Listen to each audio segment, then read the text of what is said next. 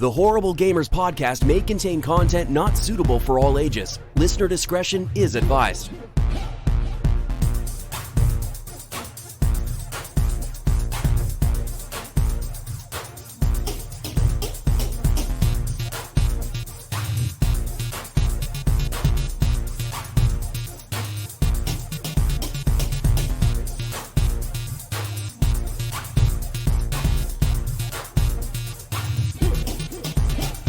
Welcome, ladies and gentlemen, to Horrible Gamers Podcast, show number 323, being recorded on September the 20th, 2020. I am one of your hosts, Jesus Gonzalez, also known as Jesus Walks Out. Today, I'm joined by my friend from Little Big Ohio, the Mayo, Steve Willier. Welcome back, Steve. Welcome. Hey, what's up, Jesus? Hey. Hi. Little Big Ohio, huh? It's getting little and big. Yeah. Welcome to the show. Welcome. And our friend, the Gunny Chief, Henley, cannot be here at the moment. He may join us later. I don't know. He's like, I gotta go. I gotta go grocery shopping, guys. I'm like, grocery shopping? Who the fuck? Doesn't he know he has a podcast to do? Like, right. This is like an every week thing. He's been doing this for the last 4 years now. Like, this is like an every week thing. And he's just like, I gotta make plans right during the podcast, right during the hour we're gonna record. Right. He has to make plans. Dedicated schedule recording time that we go by every week. Yeah, our set schedule that we use every single week and start right on time every week. And he has to just go and ruin it. Damn it, Gunny. Fucking Gunny. Anyways, people, you can follow us on Twitter at _Horrible Gamers. We do have a Twitter account, and we tweet on the Twitter account. Join us on Facebook. Horrible Gamers Podcast is our page. And the page, there is a link to our group, Horrible Gamers Podcast Community. Yeah, search that, and you can just join it and answer some questions, very easy questions, and then we let you into the group. It's a private group, so everything you post in the group stays in the group.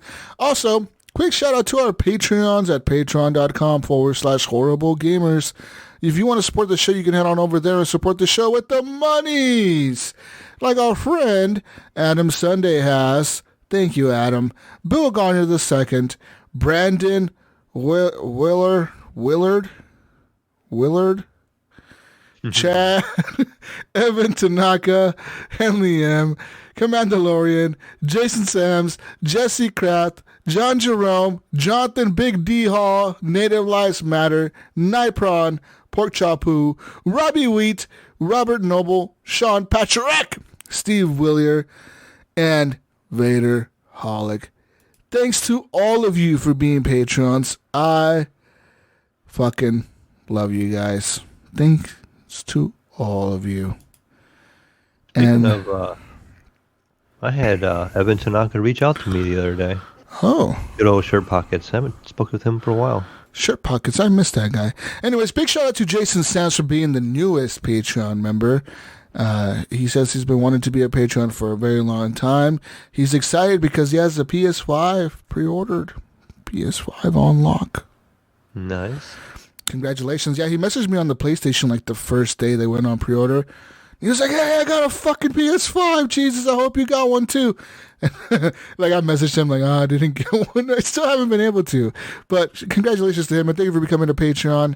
And a quick shout out to Stitcher. You can head over to Stitcher.com/premium and sign up for a premium account. On Stitcher, you get access to ad-free listening as well as exclusive content and podcasts that are partnered with them on networks and all that good stuff. To get a free month of Stitcher Premium when you sign up for a month-to-month account, just use promo code Horrible Gamers, and you get a free month when you sign up for Stitcher Premium. Use promo code Horrible Gamers.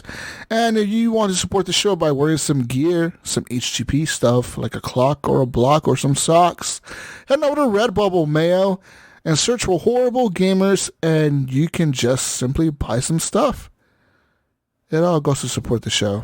Thanks. I'm on my way right now. I need some Ohio weather hoodies over here. It's getting chilly already. It's getting chilly. I heard in Wyoming it's like snowing where Brink lives. I'm like, dude, it's fucking it's fucking September. What do you mean it's snowing? He's like, yeah, dude. Like it started snowing like last month. They got like their first snow. I'm like, what the fuck? Like that's horrible. That's fucking horrible. I'm sorry. That must fucking suck. Anyways, head on over there and get yourself some gear at Redbubble. Quick shout out to our friend Ricky Alfaros for the intro music to the podcast and the outro music to the podcast. Electro Kung Fu is the outro song that we're going to be using this week. And the intro song is called The Final Stage. Special song made just for us. Yeah. Well, Mayo, I guess it's time.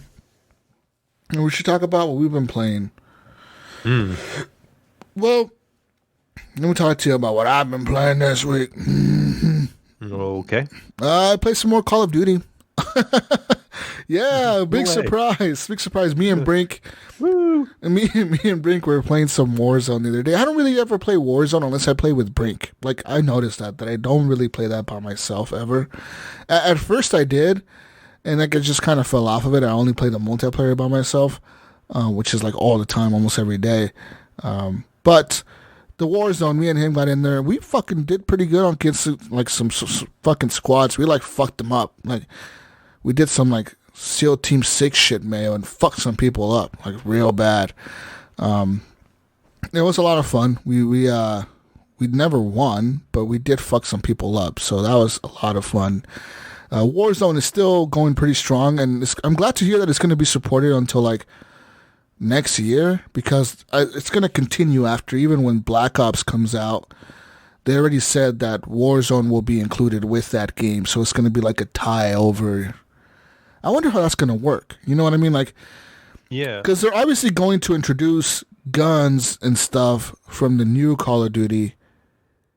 So I wonder, like, if in Warzone they're just going to have a mixture of like kill streaks from the new Call of Duty and Modern Warfare, or how's that going to work? Because, you know, in Cold War, the kill streaks are kind of based on like Vietnam era warfare, like UAV jammers and fucking spy plane, the U-2 spy plane, all like shit like that. You know what I mean?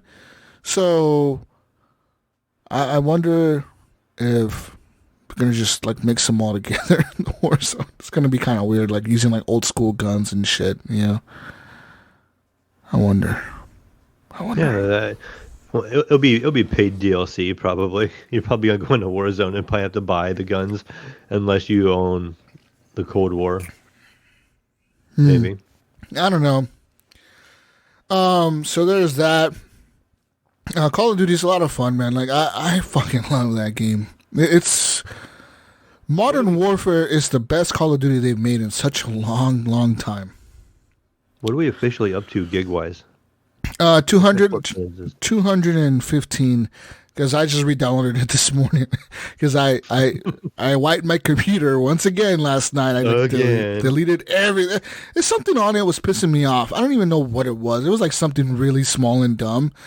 Oh, I know what it was. It was Game Pass. Motherfucking Game Pass. Fucking Game Pass, dude. That shit, it's stupid as fuck. I'm sorry, people that are like big fans of Game Pass on the Xbox. I get it. Like on the Xbox, it works perfect. On PC, it's like a fucking mess. Okay, like you get on there and you try to install a game, and like I have a M.2 drive, like you guys are gonna have on your new consoles. Mm-hmm. The super fast, like this shit writes like 4 gig speeds and all that shit. Right? And I'm gonna use this shit for gaming. That's what I want my fucking games to be on, especially like Crusader Kings and shit like that. I want that shit to load quick. So naturally, when I go to install a game, I want to change it to be installed on my NVMe drive. But Microsoft is like, no, you can't do that. Can't do that. We have to install this on your C drive, which is your standard SSD drive. That's only 600 gigs. And we're going to install it there. And I'm like, but why? I want you to install it on the fucking E drive, not the fucking C drive. And it's kind of bullshit. So I'm just like pissed off at Microsoft for that bullshit. It really sucks. There is a process to do that. How? I've done that myself before. How? After the show, I'll have to look it up again. Because it tells You have me to go to your Windows settings. And then I know.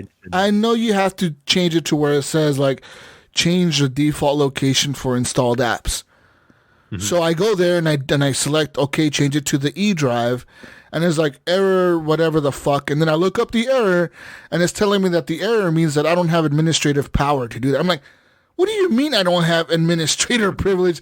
I am the owner of this fucking computer. Who the fuck else is the administrator? The fuck computer decided to be the administrator itself? Like, what the fuck, you know? What's going on here, Mayo? What's going on? Yeah. I'll have to try to see if I can walk you through it later. Like I remember having something similar like that happen to me back when Game Pass first came out. Or it might have been before Game Pass. It had been when we was using the Windows Store, and I was trying to move like an app around or something like that, and it wouldn't let me. And I'm like, "What are you saying? What do you mean I can't?" It's like the computer decided, "Fuck you! I'm the administrator. You have no rights to do anything in this bitch." Right. And it's like, "Fuck you, motherfucker! Like, I own you." Like, do you want to put it on this drive or do you want to put it on that drive? So. Bitch ass computer. Anyways, that's the problem with Xbox, and that's why I reset my whole computer because of that. Yeah. It like pissed me off. Like I was fucking mad. I wanted to play what was it? Like it was like not City Skylines. It was like something no, it wasn't FTL. Was it State of Decay? Right? And I already had State of Decay installed on my NVMe drive because remember I deleted the files last week, but I'd never deleted like all the files. So all my games were still on my hard drive. So most of the launchers were pretty smart. And they just scanned my computer and they're like, hey, we found this game on your so-and-so drive. Like, you don't have to install it again. Cool, Rockstar Launcher. Cool, Steam. Hey, Epic. Pretty cool. You guys got your shit together. And here's Xbox. We don't know where the file is. This doesn't exist. You got to re-download this. I'm like, this shit is right here. I'm clicking on it for you. And it's like, no, we don't see it. It's like, you motherfucker. The guys that make Windows themselves, they can't figure it out. You motherfuckers. It pissed me off. That's why. And then when I went to uninstall the game, right, from the NVMe drive, it's telling me I can't. Because I don't have the power to do that. I'm like, what do you mean? It's like, you can't delete this, Jesus. You can't. This file is here forever. I'm like, but it's useless. I installed it again on another hard drive. This sounds like a good Mr. Xbox guy question. You got any input on that, Gunny? Guys, can you hear me okay? Oh, God. Oh, God. This fucking guy. Oh, no, I reset my audio, too. Oh, this guy. Turn this up. God, who invited you? Do I need to turn my audio up again? Yes, Gunny. Yes. I reset it and everything. Why are you always resetting shit, Gunny? God damn you. How does this sound? I turned it up. You sound all right, Gunny. Just get closer to your microphone. All right, here's 200%. No, just your microphone is obviously not working. It's your webcam that's being used for sure. Because if you was your microphone, no, I tested the audio. You would be way louder. Damn it! I'm like right on top of the mic here. Oh, okay. There we go. Holy shit! I gotta get really. Maybe close. You got to turn up your gain on your microphone, Gunny. You got to do that. Gain all the way down. What was the question, Mayo? Oh, well, Jesus was asking about having a hard time installing a game on his PC, but using the Microsoft Game Pass, and I figured we'd get your input in there since you're Mr. Xbox over there. I know we heard that from the guys over at VGO, but I've not had that issue, and even with the latest update where you get that choice to where you want to install it. Like I just always choose C, or I do have the other option to put it in the two smaller drives. But I've never had that like, hey, administrator rights or any of those types of issues. But I'm not sure. Like I know that other people are having issues. Like, hey, how do you want to run this game? But it always gives me that. Do you want to allow this computer permission or something like that to install this app? And I always just choose yes. Maybe some people aren't getting that option. You know, when it pops up, and then I get an email saying, hey, you authorized this machine to install having this. Something like the issue Jesus had a long time ago, but I don't remember what I did to fix it. So I'll have to do some research. It'll come back to me once I start looking it up. I've had zero issues. Like, Yeah, I've just always had good luck with it for some reason. Like the only thing I think I've had is like where it'll say, "Oh, you can't run this game in 165 hertz. You got to drop it to 144 or something." Mm-hmm. That's And because it's an that's Xbox really game, it. Gunny. No, I'm kidding. But anyways, yeah, so that was that bullshit with the fucking Microsoft Game Pass. That's why I installed everything on my computer. And fucking, hopefully, I can get it to work better this time around. Besides playing Call of Duty Modern Warfare, I played Call of Duty Cold War. The alpha is available on the PlayStation. You don't even have to pre-order the game. It's just, if you're a PlayStation guy, you just get it. Do you get those alerts, Jesus, like the one I put in our chat? What? Just like on your phone? No. I think they come out every Friday. Oh, I don't know. The Call of Duty app always gives me shit. But anyway, so I played some Call of Duty Cold War, and I gotta say, man, like, I don't know if it's just because I was on PlayStation 4 Pro. All right, I'm playing on an OLED, a real nice TV. The shit should look crisp, and it just doesn't. The graphics look very, And like I said, it could be because I'm on a PlayStation 4. I don't know. But the graphics weren't very impressive to me at all. On top of that, I didn't like the map layouts, and I did not like the audio was the worst. The audio, everything sounds like a suppressed BB gun. Like, you're literally everything. Like, all the guns sounded the same. And I on purposely switched like guns. I was like, oh, maybe this will sound better. Like, the sniper rifle sounds like the assault rifle. The assault rifle sounds like an SMG. The SMG sounds like the pistol. They all sound the fucking same, and it just sounded horrible. And I had no fun playing this. It was just bad. It was a bad experience all around, dude. It's kind of a shame because I'm such a Call of Duty person, you know, and I was kind of excited to play this, but this pretty much confirmed that I'll be sticking with Modern Warfare through the next year. Modern Warfare is still an incredible game, and I want to support that studio because they did such a good job with that game that it feels like this Cold War game was just kind of phoned in. Like, they just kind of built it together like in 2 months, and we're like, fuck it, we're just gonna just do this and make it and release it, and it's kind of like all patched together. And like I said, I'm not a big fan of the Treyarch team. I never have really been a big fan of them. I don't like the zombies mode. I think it's kind of stupid. It's not. The zombies would be cool for me if there was a end goal to it all. Like, if there was a way to beat it, you know, maybe like if you got to wave 80 or something and you were able to beat it, you know, or you have to do so many tasks to be able to beat it. But there never is. Like, there's tasks to do in the zombies mode. There's always shit to do. There's always hidden switches and doors and lock, you know, you could do this and do that and open this and open that and activate this and activate that. And you kind of have to figure it all out the more and more you play. But there's no end game. And trust me, I know there is no end game because I've seen my brother do like a glitch where he like survived like 100-something waves, just glitched out of the map. Like, the zombies couldn't get him. and there's no end to end. There's no end to the zombies. There literally is no end. He's played on every map with zombies. Is that Advanced Warfare? Or maybe is it? I'm not sure if it's Advanced Warfare or something else, but there's a zombie mode in one of those games where Infinite Warfare, I think. He's played like all the maps. He's like level 500 on the zombies mode, and there's no end to it. No, like, keeps going. All he does is like glitches. Like, he's done a glitch or it's not a glitch, I guess it's a feature of the zombie mode where like you like go into retro mode and it takes you to like a whole new map that's not even listed in the game. It's like a map that's hidden inside the fucking zombie mode, and like you're in a whole new map with whole new zombies with a whole new area, and it's like, I've never even seen this. And he's like, yeah, this is the so and so glitch. I'm like, okay.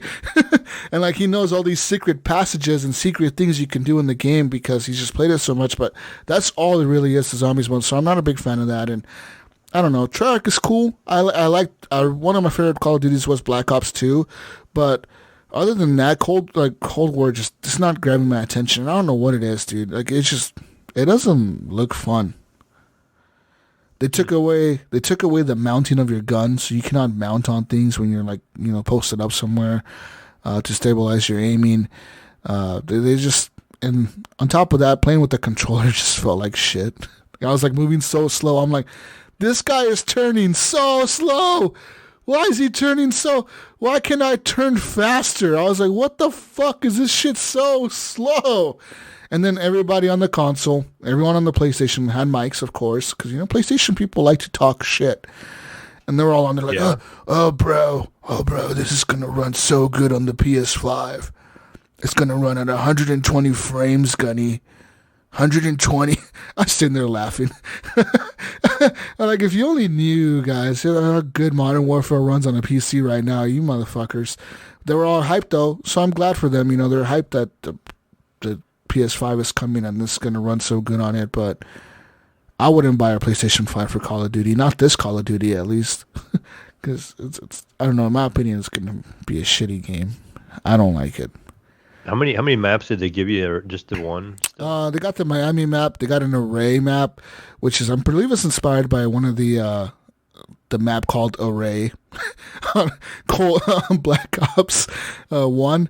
There's the Array map. There's a desert map, and then there's the Array map is a snowy map. The desert map is obviously a desert map. The Miami map is like you're like on the beach in Miami.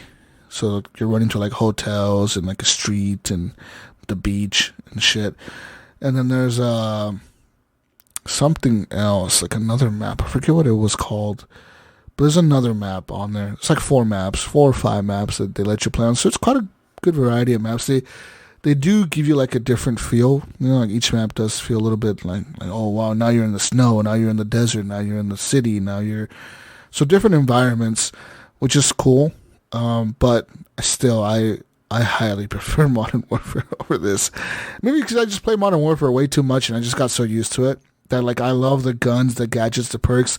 For example, one of the big changes that I noticed in Cold War with the perks was now I don't know if this is going to stay this way because I know in Modern Warfare they re-rolled the perks after the game came out. They realized that one of the perks was too OP, so they like re-rolled it and then put it into a different section to make it to where people cannot equip those 3 perks at the same time. I think for Modern Warfare it was I think it was EOD.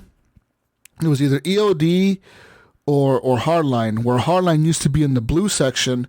That was the first perk, and then for the second perk people would equip like Ghost, and the third perk would be like fucking Tune Up or something else where like you pretty much were unstoppable. Like you could get kill streaks left and right and like never be killed. So they re-rolled the perks and they made it to where you couldn't pick Hardline and Ghost at the same time. If you wanted Hardline to get kill streaks faster, then you're sacrificing being invisible on the map when the UAV comes up. So they like made you choose between the two.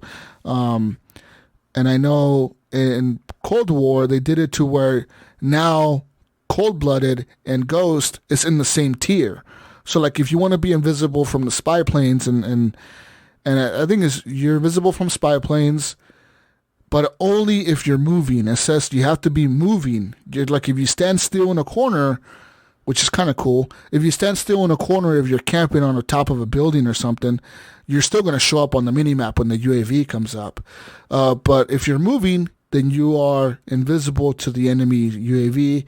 And also, if you're using a kill streak, you're invisible to the enemy UAV. So, like, if you're using a Predator missile or whatever, then you're safe. You're not going to be spotted by the UAV. But once you're done using that kill streak, you got to keep moving. So that's cool.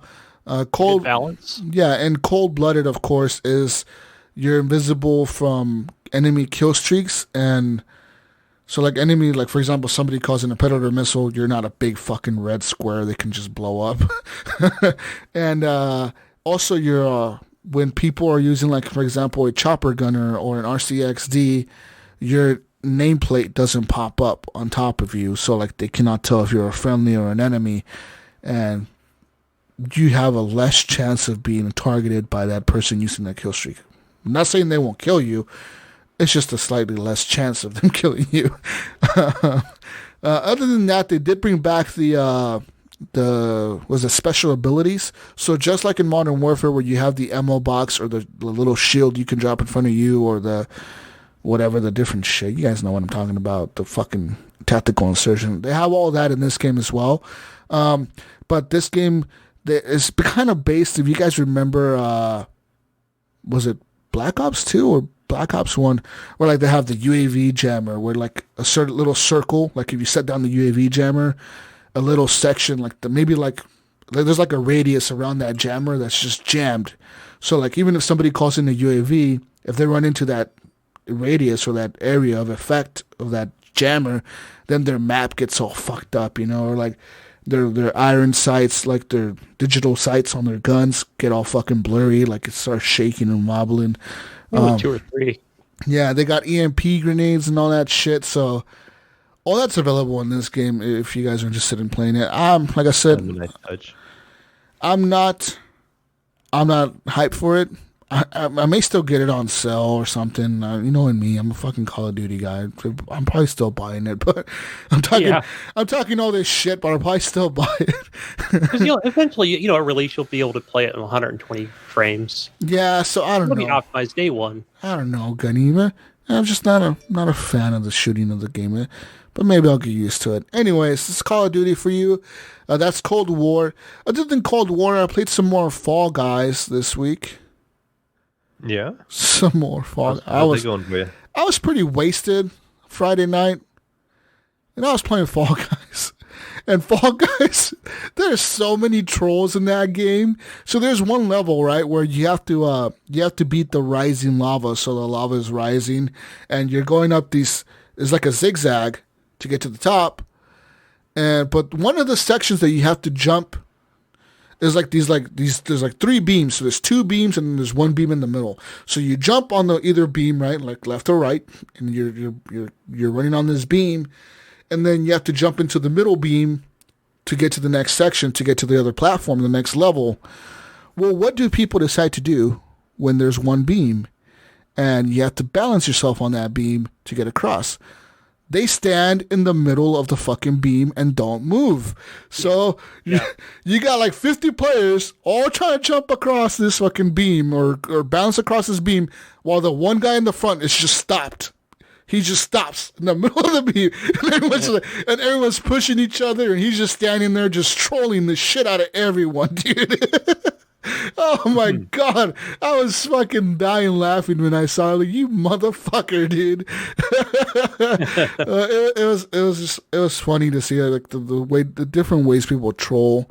And I got to play some new modes on there. One of them was like everyone's on a team. So like there's red team, yellow team, blue team, green team, and the team that has all the tails, like there's a there's these tails that you wear, and you have to steal them from the other players. So whichever team gets all the tails away from the other team first survives. So it's like a whole team fucking trying to take out the other team.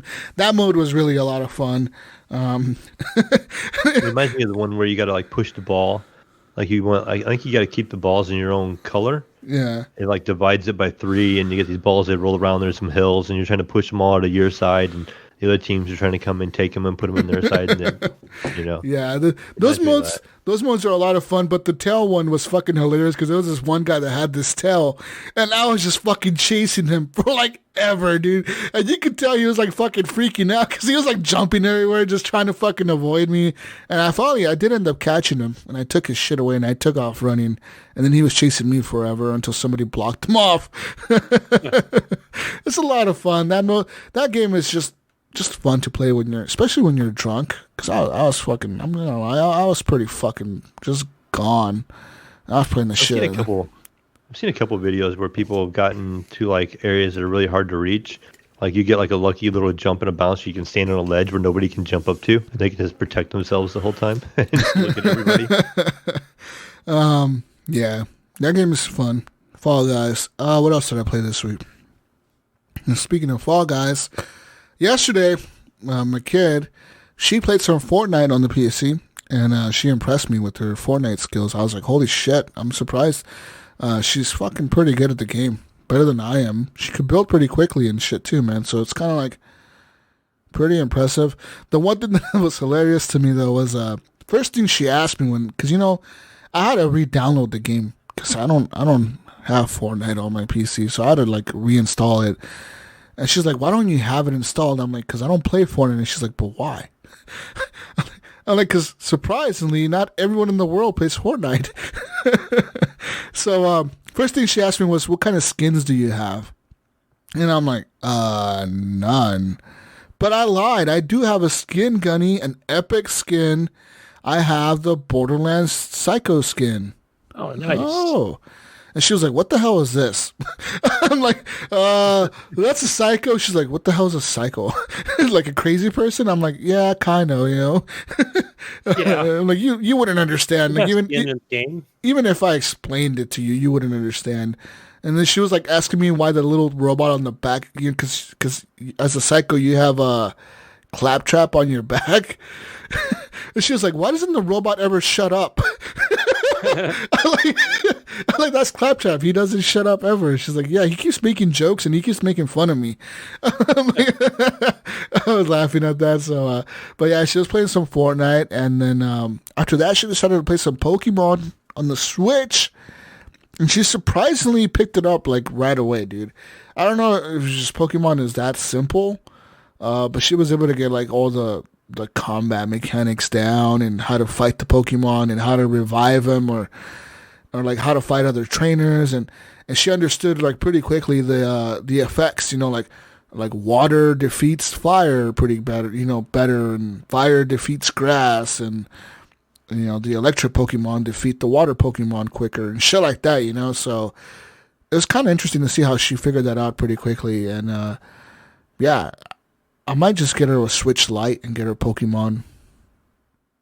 Yeah. Good idea. Yeah, Does she get her Animal Crossing, all that stuff? I think she'll like Animal Crossing too, yeah. Yeah. Yeah, she had a Switch back in the day, but her mom sold it or whatever because she wasn't using it much. But I don't know. I was like, I think she would really enjoy Switch. What else? What the fuck else did I play this week, guys? Oh, I played a little bit more of Red Dead. Some more Red Dead Mayo. Red Dead. Yeah, partner. Yeah, partner. Red Dead is still going pretty good for me. I really like that game a lot. It's just a lot of fun. Did you see any rare ox in that game? You know what? I never do those. Like, I always see them being advertised, like, "Go hunt this rare fucking animal in the fucking mountains." I'm like, but where? Like, I don't. Yeah, I get the emails, but I'm like, all right, just trying to see. Oh, I got to go look for it. I see. Where do I have to go find this fucking thing? I don't know. The way you got to, travel all the way to the top of the map. Yeah, so I don't know. And other than that, I've been trying to look for a new mouse. I want a wireless mouse. I don't know what to get. I'm really undecided. Really undecided. I don't know what to get, Gunny. I don't know what to get. There's a lot of options out there, really. There is. Once you start looking into it. There's too many options. Speaking of mouses, Mail, you know that mouse I got for my kid? I don't know what brand it was, but it's full of holes. Yes, the Model O. Keeps the hand dry. Yeah. But that like the cord on that thing is like 15 feet long, it seems. Well, that's a good thing. Yeah, and it's like a really soft cord. Actually, I just recently, I was telling Jesus before the show, I recently bought a Model O, one of the really light ones. Oh, okay, that's the same one my kid got. Yeah. Yeah. It wasn't a very expensive mouse. It's like a $50 mouse.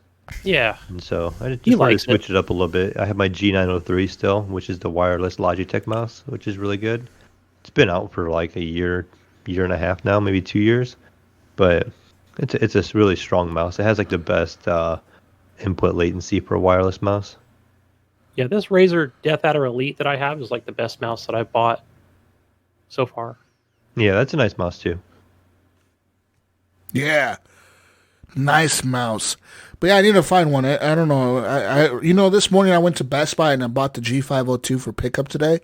And then I canceled it. And then I bought a fucking Razer. And then I canceled it. Can't decide, huh? And I can't decide.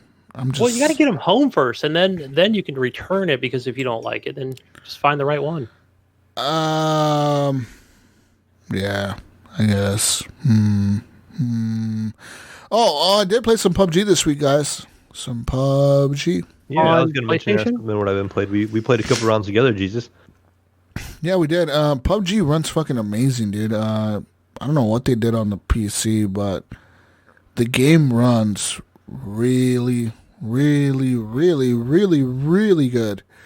Pretty much everything on Ultra, you're getting 140 frames easily. Even with like combat and vehicle driving and all that shit going on, the lowest I ever saw my shit get, the lowest, it's like 100. And that's the lowest. Other than that, though, it's like super high, man. Like 170, 180. Yeah, it was pretty crazy when we jumped in together. I'm like, Jesus, you gotta try this game. I just downloaded it the other day and launched again, and it was the first time in a long time. And so I think it was after the show last week that you and I had jumped on, and I was surprised that there was a map that we'd never seen before. It was a whole new map. We're like, what is this map? I think it only had 65 people. Yeah, it was a really tiny map. It was like fucking small. It was smaller than that small. Was that Sanook? It was smaller than. Yeah. It was smaller than that map. This fucking thing was tiny, dude. That's maybe like 4 main areas that you can drop it, and everything else is like empty. And it's like countryside. Like there's nothing. You're exposed. Yeah. And Oh wait, there's underground tunnels there. There's underground tunnels. That's what it is. Because me and Brink were playing on that map, and for some reason Brink, I don't know what the fuck he was doing. He just kept, like, we got really separated that fucking map. He landed like completely on the other side of the island or something. I was like, what the fuck are you doing? He's like, I dropped on your marker. I'm like, I switched the marker when we jumped. And he's like, well, fuck. And then what happened, he was like, dude, I'm underground. I'm following a team. And he was like following this one team underground. And he was like in these tunnels and shit, fighting with these guys. Like, so apparently that map has like a vast underground system, Mayo, that we didn't notice. That'd be kind of neat. Like more confound close quarters combat. Yeah, it was pretty cool. But just like the Chinook, because I haven't played it in forever, just like the Chinook maps or whatever, like those had the underground bunkers. Are they just in a similar style? Kind of. There's shelter in Erangel, but this is like, it was just tunnels underground. That's what I don't know. I wasn't there with him. Probably just more intricate than. I was fighting some dude on the beach that was like, I swear it was a bot. I swear it was a bot. Because this thing, dude, when it started, right, I saw him running, and he ran past me. Like, he just ran past me. Like, he didn't even, like, try to, like, punch me. He, like, ran past me, ran into the ocean, Gunny and Mayo. He ran into the water. Like, I saw him go into the ocean. I'm like, what the fuck? Is he just going to kill himself? What is he doing? You know, what strategy is this?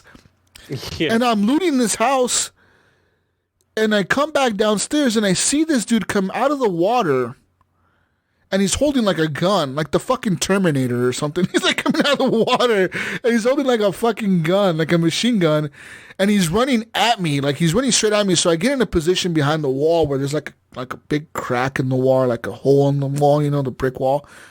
And I'm watching him, and he's like looking at me, and he aims towards me, and then he shoots the wall, but he doesn't shoot at me. He shoots the wall. Like he's like shooting the wall. I'm like, why are you shooting the wall? Like, hey, you want to free kill him, a bot? Yes, exactly. Like he was just shooting the wall. Like he was just shooting the wall. I'm like, why is this guy shooting the wall? So I just killed him. And he had like a fucking, like an M16, a bunch of ammo, like a fucking backpack, a med pack. I don't know, you found all this in the water? Yeah, they're doing water drops now. You found all this in the ocean? So I don't know, man. I swear that was a bot. It had to have been a bot. Because there is bots in the game now, right? So Yeah, I think it helps with the matchmaking, because I think they put the bots in when they did a rank mode. So it's probably for our lower ranked, you know, you get in there, because they don't know what to rank you. So they're going to put you in with bots and mix you in with some real people, and then rank you after so many rounds, probably. Is probably what's going on there. yeah, so there was that. I mean, it was all right. Other than that, yeah, we played some PUBG and a lot of Warzone. And that's pretty much what me and Breen played this week. I've been thinking about re-downloading. What's that one game? Fucking Apex. yeah, that one, Apex. I haven't played that in a minute. Should I re-download Apex? It's the same thing. I don't know if they've added anything recently or not. Last time I played, they added a new character, but it was Apex. They need a new map. Yeah, what Now it happened? rotates. There's like 3 maps now. It rotates out like. Oh, is there? Shit. Okay, never noticed. It doesn't look like a ton different, but yeah, there's 3 different maps in the game now. Yeah, I was thinking about re-downloading that, but I don't know if I want to. I think PUBG is enough, and Warzone. They're 2 pretty good games. So there's that. Besides all that, I did download PUBG on the PS4, but I never launched it. So I kind of want to see what kind of a shit show it is on the PS4. 30 frames, baby. 30 frames. Go. Maybe it's 60 now that it's like 180 on PC, but I doubt it. Yeah, probably is. I'm sure it's optimized. I hope it I'd be is. just happy to see if it like loads in as you drop. I just really old school PUBG on the Xbox. I remember you would drop on the ground and all the textures wouldn't be loaded in yet. You would get stuck like in between a wall or something. Like, what the fuck? Why am I They stuck? were already like releasing cosmetic items. You were like, you're better off just going with no shoes and just in your drawers. Sure. I told Mayo like, You don't want to break the game. who was it? Was it Brink or Mayo? I was playing with, and I was like, is taking off your shoes still a thing? Because I totally remember that back in the day when everyone would take off their shoes because it would supposedly make your footsteps quieter. Fucking footsteps in PUBG are so fucking loud. They are. I remember that. I remember mentioning that when I was playing with you. I'm like, are you over there? Or over here? Like, it sounds like there's somebody else like right beside me, and you were like the next building over. Yeah, literally. Like, you were in the next room. And I'm like, is that you? Or is there somebody with me? And then, you'd be quiet for me, you wouldn't move, and I'm like, okay, I don't hear anybody. Then you move, and I'd be like, that's you. Oh my gosh, that's you. I mean, I can't believe there's no way. It was loud as fuck. But good thing I gotta say that playing all that Call of Duty on the PC has gotten me better at mouse and keyboard for sure. For the most part, I don't really game much with my controller at all anymore, Gunny. I don't know if I can. Like, I don't know even if I bought like a PS5 or an Xbox, I don't think I would enjoy playing like Call of Duty on there or something like that. I just don't think it would be fun. I don't know what it is. It just feels slow. The movement, like the turning, is just way too slow for me. Like, I don't know. I think eventually I could get used to it again, but I would have to exclusively be playing on that, like just playing on the console for like the longest time. I remember way back in the day before I was ever on the show, before Jesus ever became a PC guy. You guys had a conversation about this, and you guys were talking about mouse and keyboard or a controller, and you were like, controller all the way. There's no way mouse and keyboard is better. And I just remember like thinking back. I can't remember what all you said or how much you complained about it. Yeah. But you're like, I would never, play on a mouse and keyboard. There's no way it's better. Yeah, I remember when I was playing, I was trying to play more Call of Duty, Warzone, and Plunder mode, and then I was just getting so frustrated with the controller. I was like, screw it! Like I'm going to force myself to do mouse and keyboard. Then I was like, all right, I'm going to go into the settings and change my slide.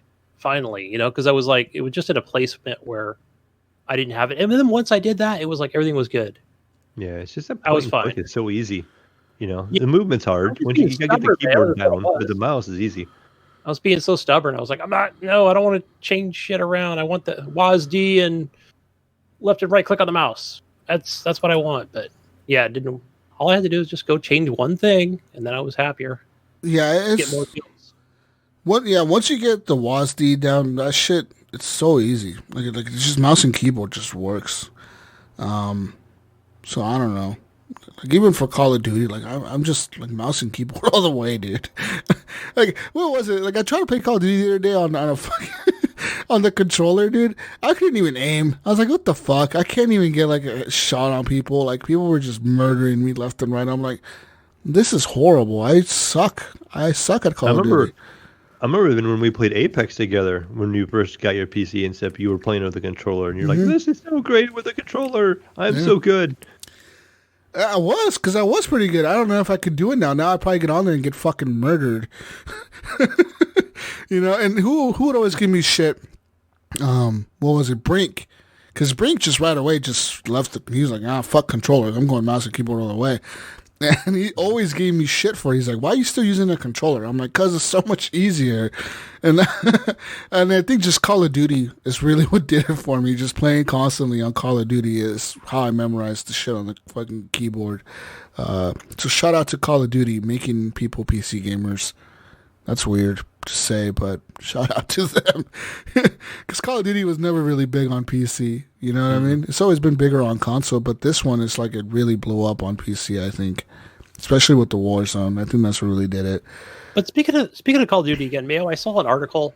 It might have been on Twitter on PC Gamer, but they talked about, they're constantly having Call of Duty championships, but mouse and keyboard are still excluded from championships. So that means they have to use controllers. What? Really? Yeah, I don't know. I should have brought the article up, but I was like, that's weird. That seems like they wouldn't. Maybe some hacks or something. They wouldn't exclude the mouse and keyboard. We like most teams. Bizarre. Why couldn't they just say, all right, everybody use these keyboards, get used to them. All right, before we start the... Yeah, like everyone has to use Razer keyboards or whatever. Like we provide these keyboards, so you got to train yourself on this keyboard, Well, I remember when I was trying to get my son into some Fortnite tournaments, they had him at the Microsoft store here at the mall I was at. And they partnered with Asus, and they all had Asus laptops they brought in for everybody to use. So everything was the exact spec. And you had to use like their mouse and everything. Like you couldn't change your mouse or anything. Like you had to use exactly what they had. Yeah, so that would make sense if they would just tell the teams, hey, everyone uses Razer or fucking Corsair or fucking whatever, This is what you're using for the fucking tournament, motherfucker. Get used to it, Gunny. Get fucking used to it. Get used to it, Pally. If you lose, it's on you. Fucking loser. Get good. Yeah, get good, fucking noob.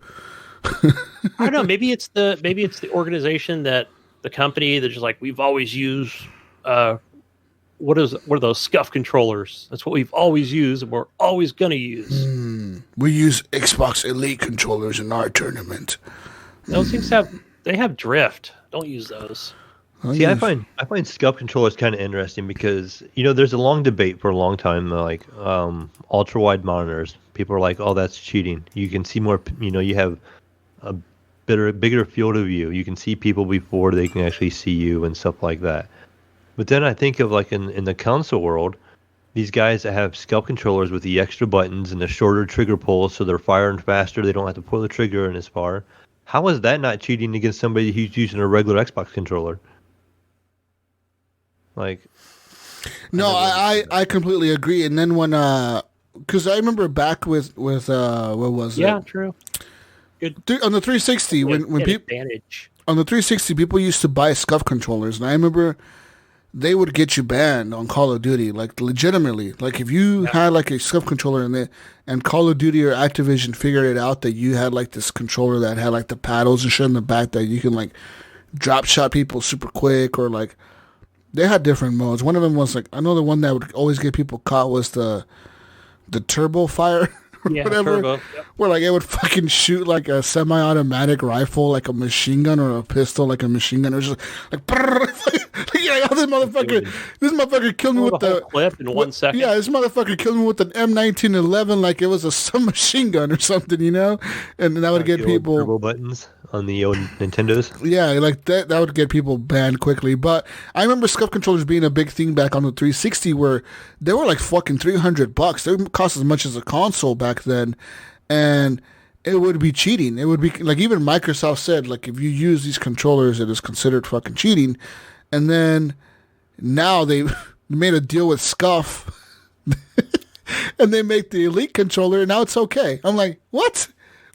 Even when the Elite, when the Elite 1 came out, I even said it to everyone. I brought it up on the podcast. I'm like, that's cheating. You are cheating. No, it's a tactical advantage. You have a big advantage. What do you mean? No. Advantage.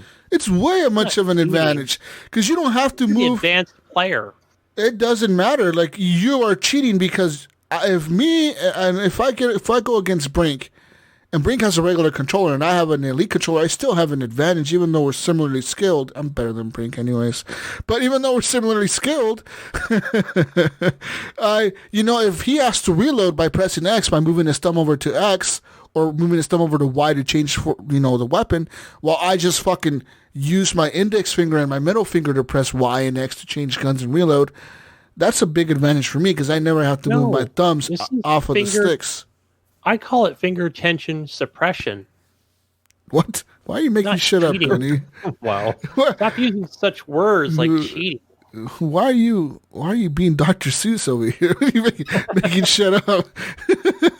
But like I'm with you, Mayo. I think it's cheating if you have an elite controller or a scuff controller. You're fucking cheating. I'm cheating. I have an elite controller. I have the version 2, motherfucker. I'm so cheating. I'm super cheating over here. Super cheats. Yeah.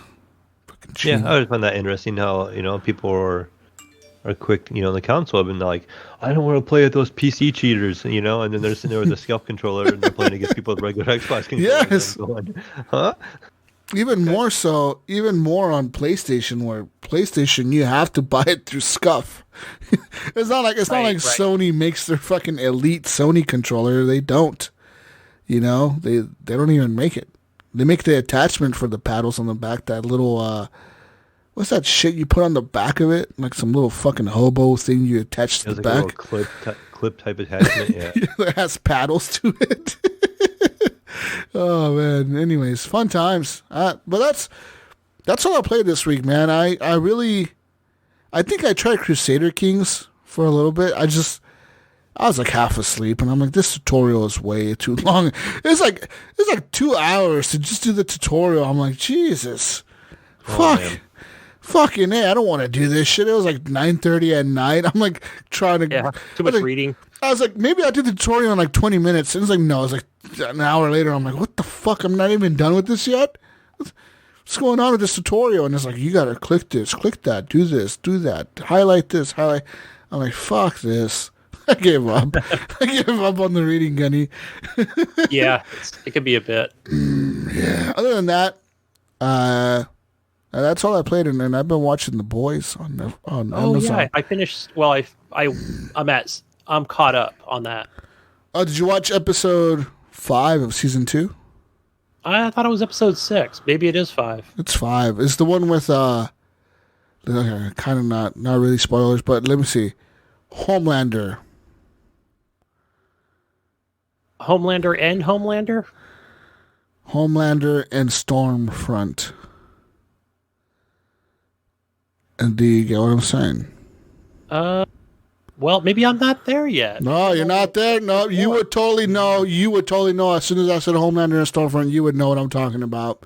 Everyone that's watched it knows what I'm talking about right now, Gunny. You have not watched the latest episode. You're not caught up, sir. You're not caught up. I'm going to go back and look because I have Amazon Prime, but he talks to her. I'm at that point where he talked to her about, I'm in charge, damn it. No, this is different. I call the shots around here. No, this. And then he goes. You know how he goes home, and then there's Homelander again, shapeshifter. Oh, no. This is different. This is different.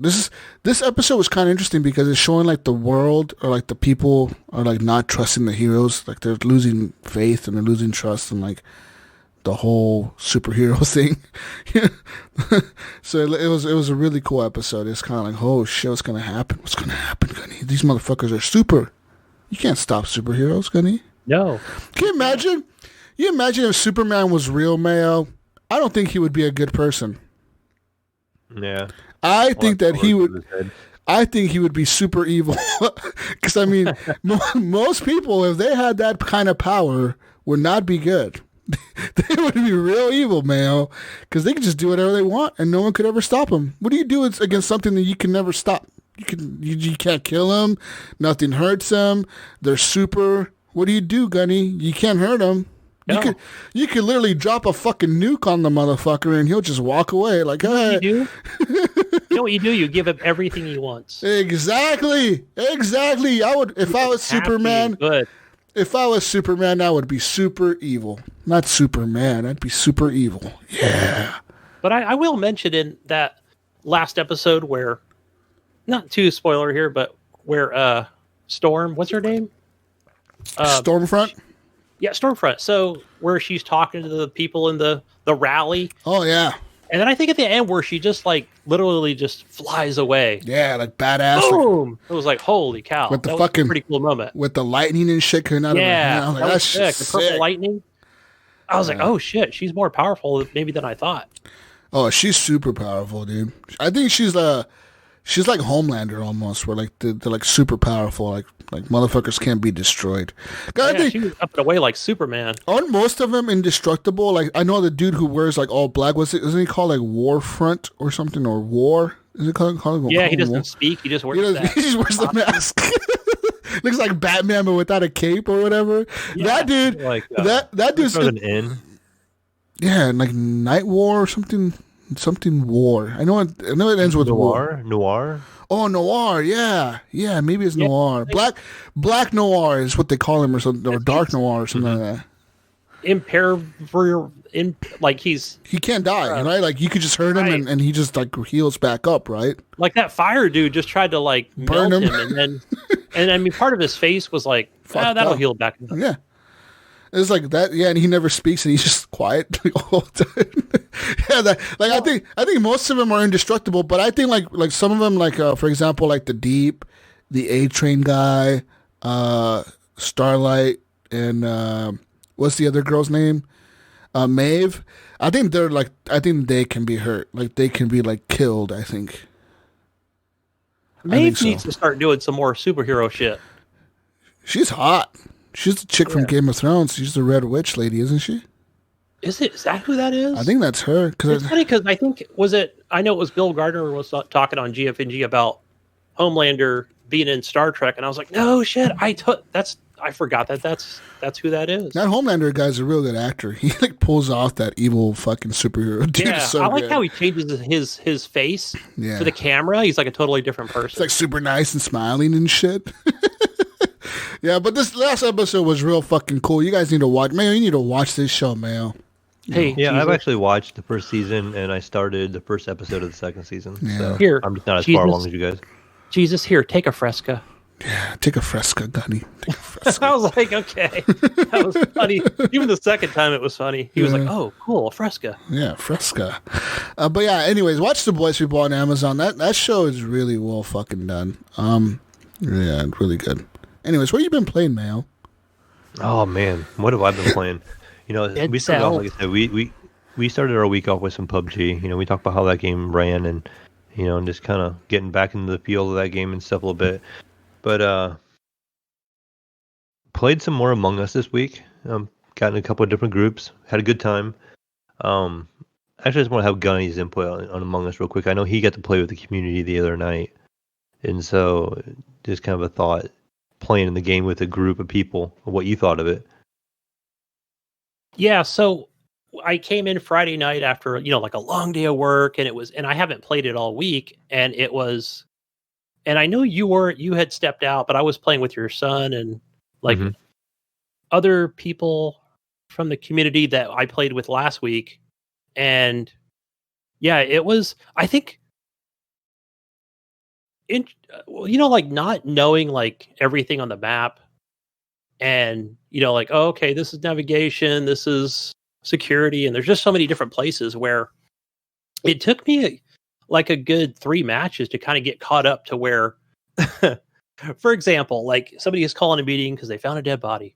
Okay, and then where did you find the body? Like I forgot who it was that was kind of directing the whole game, but not that you need one. And then it was like, okay, Gunny, what about you? I was, and I kind of hesitated, like I was down in the, whatever you call it, boiler room, or I was in the bottom left.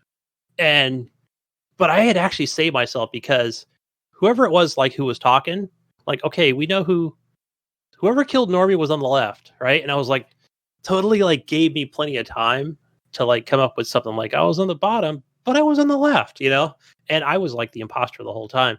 And it was just really cool. It was like, I was like, because at the end of that match, the thing that was awesome about it was I was like, hey, thanks a lot. Because you totally gave me enough time to come up with, a good lie. And it was just a lot of fun. It's a lot of fun, this game.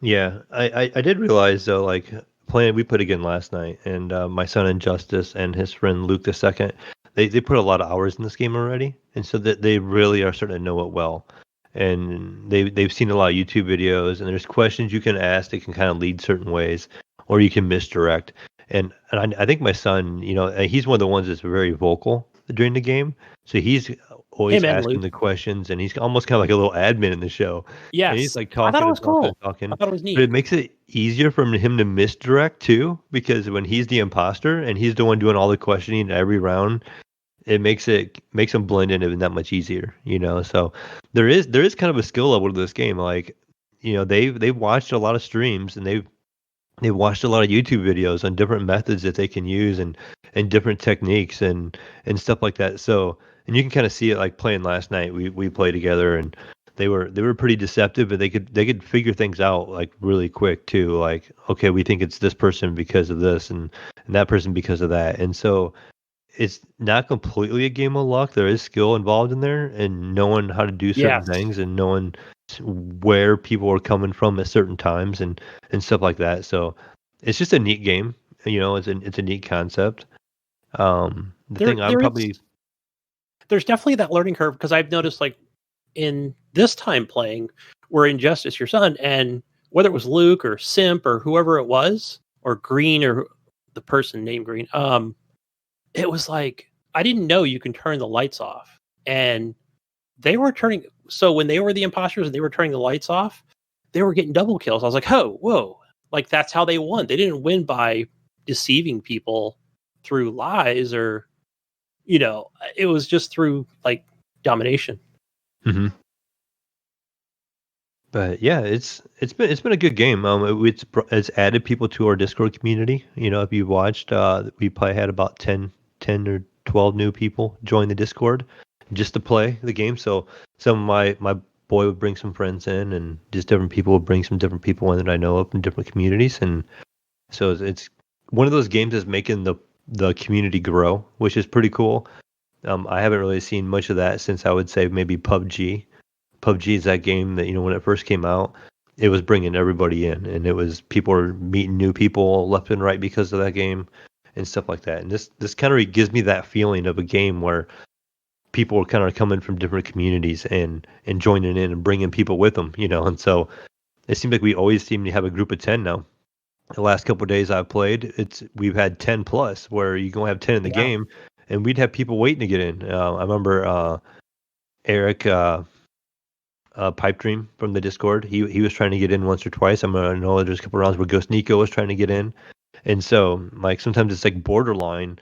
We'll have like 14, 16 people. Borderline, where we can have 2 lobbies going even. So even my son pretty has cool been joining in. He likes that game a lot. So good times. I just wanted your quick input on it because I know you played a little bit this week too, and yeah, it's just fun all around game. Like I said, the nice thing is it's really cheap to get into. If you want to play on mobile and you don't mind getting a little ad between rounds, you can play on your mobile phone, and it doesn't matter if it's Apple or iOS or and that was the same thing, but Apple or Android or any of that. You can just get in and play. As long as you have Discord, you can get in our voice chat. Yeah, you could just if you buy it on Steam, $5. Do the you could do Discord and speaker, and I believe that overlays on top of Among Us. Yes, through a tablet or a phone. So yeah, probably the hardest part is when you jump in, if you're new, if you don't know the people in the community, is learning the voices with the game, because a lot of times if you don't have the overlay up, you're trying to figure out who is who. You're like, okay, who is that talking? But yeah, it's a good time. Definitely. The other thing too, where I liked how there's different ways to change it up too. So my son was like, I'm gonna name myself just like the letter I, capital I, who I forgot who else in our group was like the same person, but he just changed his color, same hat. And I was like, all right, Kyle, you're green. confusing. You're green, right, Kyle? Yes, I'm green. And then it was like, okay, was that already a lie? Green. What do you say? It was like, yeah, it was a little confusing, but it was fun. Interesting. Yeah, I haven't had that experience yet where people give themselves like a short name or just like the same name. Yeah, it was funny. The Definitely only adds experience humor I've to it. seen in the names of Nipron from the community, he can't put his name Nipron in the game, so he's running into a Jesus Walks a Lot situation where he's Is not allowed to Nipron use like Nipron. what kind of name is that? I never even Googled it. I'm not sure Sexual? either. He said Religious? there's some kind of meaning to it that it won't let him do it. So Okay. so he just has to go by Nip. But anyways, good game. Again, we talked about the last couple of weeks. I would say at this point it's probably one of the better indie games that we've had for a while. But I don't know if it can make a game of the year appearance or anything like that, or even an indie game of the year because this game's 2 years old. So Yeah, they said they'll have to like totally, and not that it's going to be this impossible feat, but they'd have to like build it on a console. And they were like, well, why don't you just bring it to the new consoles or something? I don't know. Then port it back to the old, but it won't be tomorrow, Yeah. they said. it's just a small group. I think it's only a group of like 3 people. Yeah, so, it's tiny. so that's gonna make it a little difficult. But other games I've been playing. So I want to take a quick back. I'm going to take a step back in time here. I'm going to go back like 13 years to like 2007. Young Jesus is over here living up console life on his Xbox 360, using a stealth controller, cheating away, thinking he was awesome in Call of Duty. How old was I back in 2007? 7. I was 13 years ago. Jesus. I was 15. How old was I? I was 16 years old. 16-year-old Jesus. Yes, definitely on a 360 with a stealth Sophomore in high school, or what is that? Sophomore? Junior? Maybe? I don't fucking know. All I know, I was chilling, playing some Call of Duty Modern Warfare, probably. Yeah, that's the year Call of Duty 4 came out. So while you were enjoying your Call of Duty on your Xbox, I was over here early PC life. This is like early PC life for me even. And I was playing this new game called Crysis. And Crysis was a really demanding game. I remember when NVIDIA came out with this graphics card, it was to the 8800 GT. Oh, 8800 sounds powerful.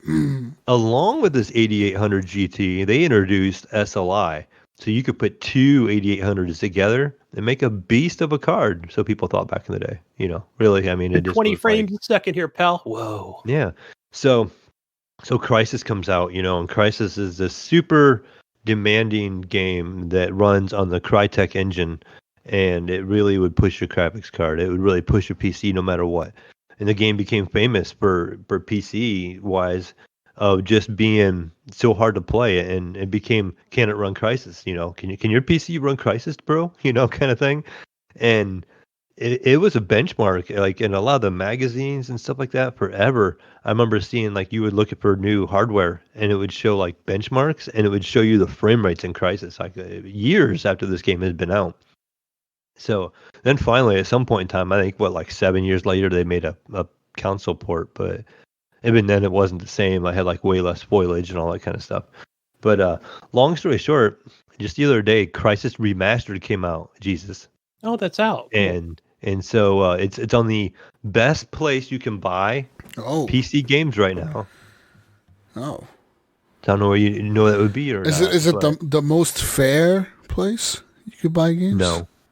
No, it's not the most fair place, but it's gonna be the best place you can buy games right now. Some people will tell you that. Is this on my favorite place to buy games? Yeah. Well, my favorite place, not to buy games, but it's on Gunny's favorite launcher with his favorite people. Yes. It might be. They love Apple. They love Gunny. Because I'm downloading all their free games. Yeah. Yeah. I bought one game, 2 games. The Mighty Epic Store launcher, they have locked down the rights to the Crysis Remastered game. So it's not coming out to Steam anytime soon. It's not coming out anywhere else. Good. And they got their fair 18% profit off of that, or whatever the hell they're I charging. don't know what it is. It's not an Unreal Engine game, so it's a Matters. Crytek Engine game. So whatever they get, It's not they're 30. getting. But this game is only $30, so that is a plus. But yeah, so they went ahead and remade Crysis 1, the very first Crysis, and it looks really good. Like if you watch the trailer on the Epic Store, it shows the old one and the new one like side by side. It has like a little screen that kind of wipes across, and you can see what it looked like then and what it looks like now. And so I'm like, you know what? I really enjoyed the first Crysis. It was like one of the first actually first-person shooters I probably went through and played through and beat, and I just really enjoyed it. So I'm like, I'm just gonna pick this up. I don't care. I want to see what remastered Crysis looks like, you know. And so I downloaded it, and I had heard they have a new graphic mode setting called "Can it run Crysis?" Because that was the thing back then. Everybody was like, "Oh, can your PC run Crysis?" And this is supposed to be their top graphics setting. You know, they're like, "Hey, can your PC run Crysis?" So, you know, pretty new build. You know, this 2080 Super, this i9. You know, of course it can run Crysis. You know, so of course I want to mess around with it, and I put it on "Can it run Crysis?" mode, and it changes all my settings. 1440. It's basically just maxes everything, even ray tracing. It turns on like this maximum ray tracing, and the game launches, and I get a whole whopping 25 frames a second, Gunny. Not optimized yet, huh? Well, I don't know. Or is this it? What do you need? Like, do you need like a $1,400 GPU or He something? needs a 3090. This is a good excuse to buy a 3090. Yeah, and it's kind of funny how the timing of this game is to come out when these new GPUs are out. Oh yeah, I wonder why. Oh. Can your Hobo 2080? I'm even reading articles. The 2080 Ti is only getting like 30 frames. So It's like a Microsoft Flight Simulator situation here. yeah, but there's one thing that I see about this game. I was talking again, you like with Brink. I had Brink on, and he wanted to see it, and I was trying to stream it, and my poor PC couldn't stream it and play it at the same time. I kept having to set the graphics back lower, and it still wasn't streaming very well.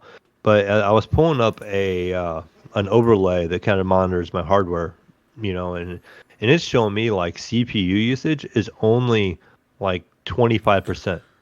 So it's not really using CPU at all, and it was using like 90% GPU, and it was using 50% of my RAM, which I have 32 gig of RAM, so it was using like 16 gig of RAM in the system memory.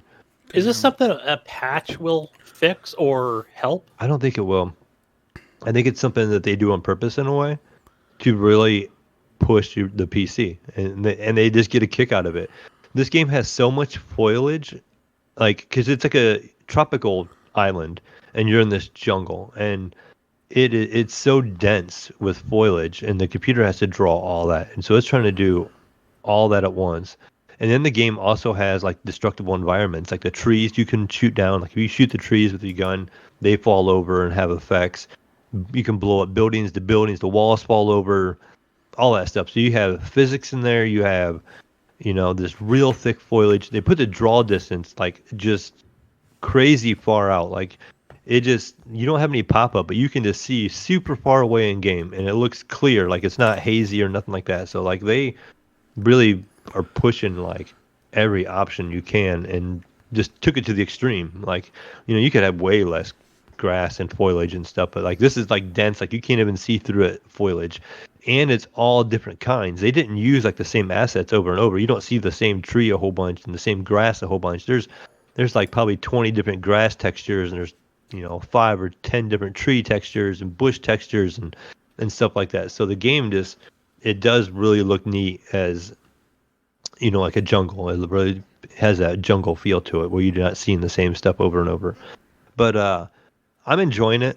I haven't played the Crysis for a while. You have that power suit, you know, you can turn yourself invisible, or you can put an armor on, and it has that little voice, you know, it's like maximum armor, you know, kind of thing, or cloak enabled, or cloak engaged is what it tells you. And you have the ability where you can go cloak, and you can grab the guy and go super strength, and you can like throw him across the map and stuff, which is kind of fun. It's kind of a big sandbox in a way too, you know, you kind of mess around that first island. The god rays are really neat. The sun coming through, and it's like reflecting off of stuff and through the trees and stuff. It looks really, really good. It just doesn't run great. And I think some my one of my theories is the game, since it's only running on like 25% CPU usage, is they just pretty much took the old engine and then they just reskinned the game. So it's running off just like one or two cores, and it's just literally not utilizing that CPU like it could. I don't know if that's something they can change or not, or if they Well, even want to change. okay, but did you take everything down from like if it has like a low, medium, high, and then extreme or whatever they're calling it? Did you Yeah, so just run everything in before the high show, or most things in high, and then that up your frames? yeah, so I was playing around with it before the show, and if it can run Crisis Mode, I'm getting like 25. So I bump it back to the next one. They call it very high. On very high, I'm getting about 45 to 50 frames. So I'm like, okay, it's doable. It's not the greatest. It does get kind of skips around a little bit every once in a while. It gets kind of laggy. Just kind of depends what's going on. So then I bump it back to high, and I get about 65. I mean that's fine, but before the show, I jumped it back to medium settings actually, and I was getting like 110, and it felt a lot more comfortable then. It felt real smooth, and so I feel like if I'm going to play this game, I'm probably going to do somewhere in between medium and high settings to keep the frame rate at least above 80. Just because it's a shooter, and I like having a higher frame rate on a shooter. So I may do something like very high on textures, but turn the shadow quality down or something like that. The game looked good when I was kind of Right. messing with it. It still looked really good.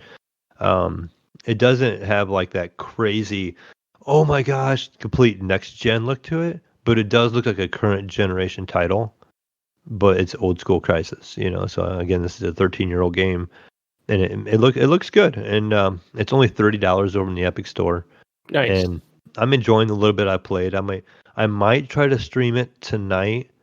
We'll see what happens, because when I tried to stream it for Brink this yesterday, it wasn't streaming well at all. But I think what I can do, instead of taking the video card to do the streaming, I'm gonna let the CPU do some of the streaming, because it can do the rendering in your OBS settings, because it's only using 25% of my CPU anyways. So I can have my CPU doing the streaming processing, and let the graphics card worry about the game. So maybe that'll help the stream, and I'll be able to stream this game and people can see what it looks like, whatever. But Yeah, cool. I watched a YouTube video.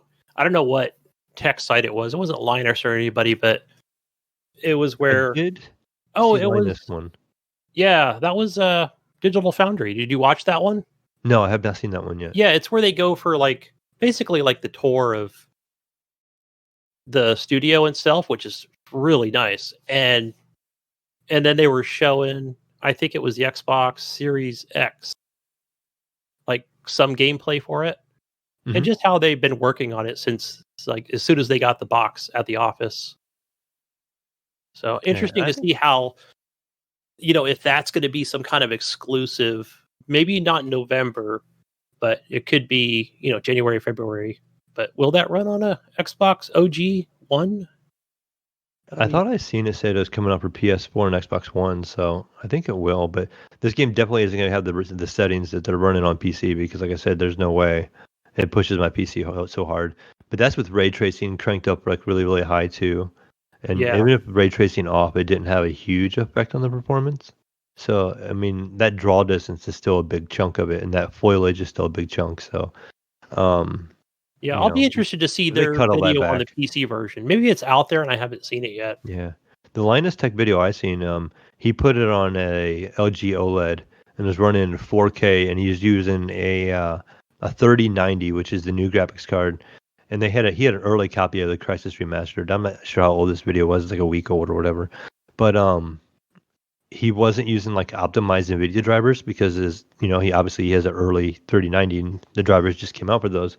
Yeah. And I think he was only getting 30 frames at 4K on the Canon Runner Crisis mode, and he was like, it's like a slideshow. But he goes, but also just as a heads up, we are also streaming off, recording off the graphics card too at the same time. So that took a little bit of a hit.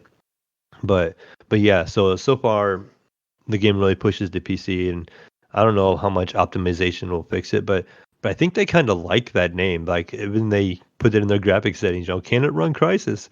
I don't know how much they care to optimize it. Because they get that name and knowing, well, can it run Crisis? And it's like free advertisement for them.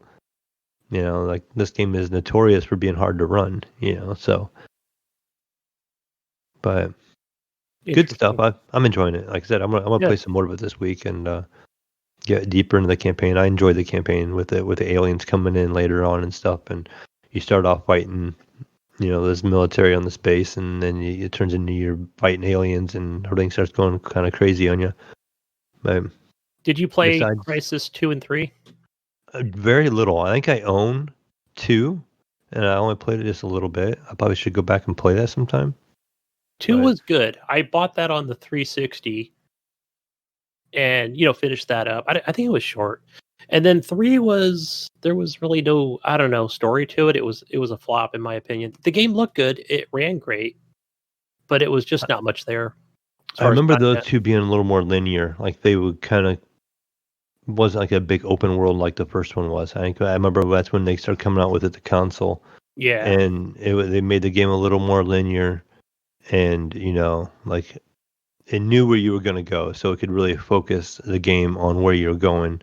To where this, the original Crysis is just big open sandbox world like Grand Theft Auto, and no matter, you can go any direction you want. You can go do whatever you want. You don't have to go do the mission. You can just go completely on the other direction and interact with the stuff and do things and stuff like that. So it's trying to load in that whole game, and no load screens and stuff like that. So, I think the second Crysis had like load screens and stuff on occasion, and right. Where this one does not. But yeah, Crysis 2 back, or not Crysis 2, but Crysis 1. So back in Young Jesus Day, was enjoying that stuff. Yeah. Bring me back to my roots. The last game I just real quick, just gonna hit on. I streamed some Dead Cells today. I had a couple of friends, they were streaming it, and it gave me the urge. I'm like, I have to play this game. I haven't played Dead Cells in a while, and had a good time. I streamed it for a couple hours today. So I know Gunny, you hopped in there last minute, like as I was getting ready to jump off, but giving out your tutorial on how to get the best items and beat the bosses. Yeah, showing off some different items, and I pretty much have. I want to say I have probably 90% of the items unlocked. There's a couple items that I haven't gotten, but most of them I have, and I can't even spend points anymore on anything. So you've all mastered the cells that game, as you damn click, near. yeah. So, but I'm still stuck on 2BC. That game is just so hard because you don't get any health refills between levels or anything like that. So you got to like beat the bosses and everything on the same three little health flask, and Jeez. it's hard stuff because it's on the higher difficulty. The enemies do so much more damage. Like you get hit one time, sometimes it can take up to like 3/4 of your health. That's Like brutal. the dumb little bat that carries the grenade. Like if you get hit by one of them, which is a really simple enemy to get hit by, but I mean it just you just can't. I mean that just ruins your whole entire run because you're gonna have to use health early on, and you're gonna need it for the last boss later on in the game. That's where you run into the problem. Like I can get to the last boss, I just can't get to him with enough health because you have to beat him on like a quarter health going into him. And he spawns elite characters while you're trying to fight him. So you got like these 2 elites and 2 regular characters you have to kill real quick. And then you got to fight the boss, and then he jumps up out of the way and he spawns more elites, and so you got like a lot of stuff to do, and it's hard. You got to have almost a couple bars of health in there unless you really really know that fight well. But it's good stuff. I enjoy that game still so much that playing it along. So Yeah, it's fun to watch. Not that's it fun for for me. me to play. What are you, Gunny? Casual.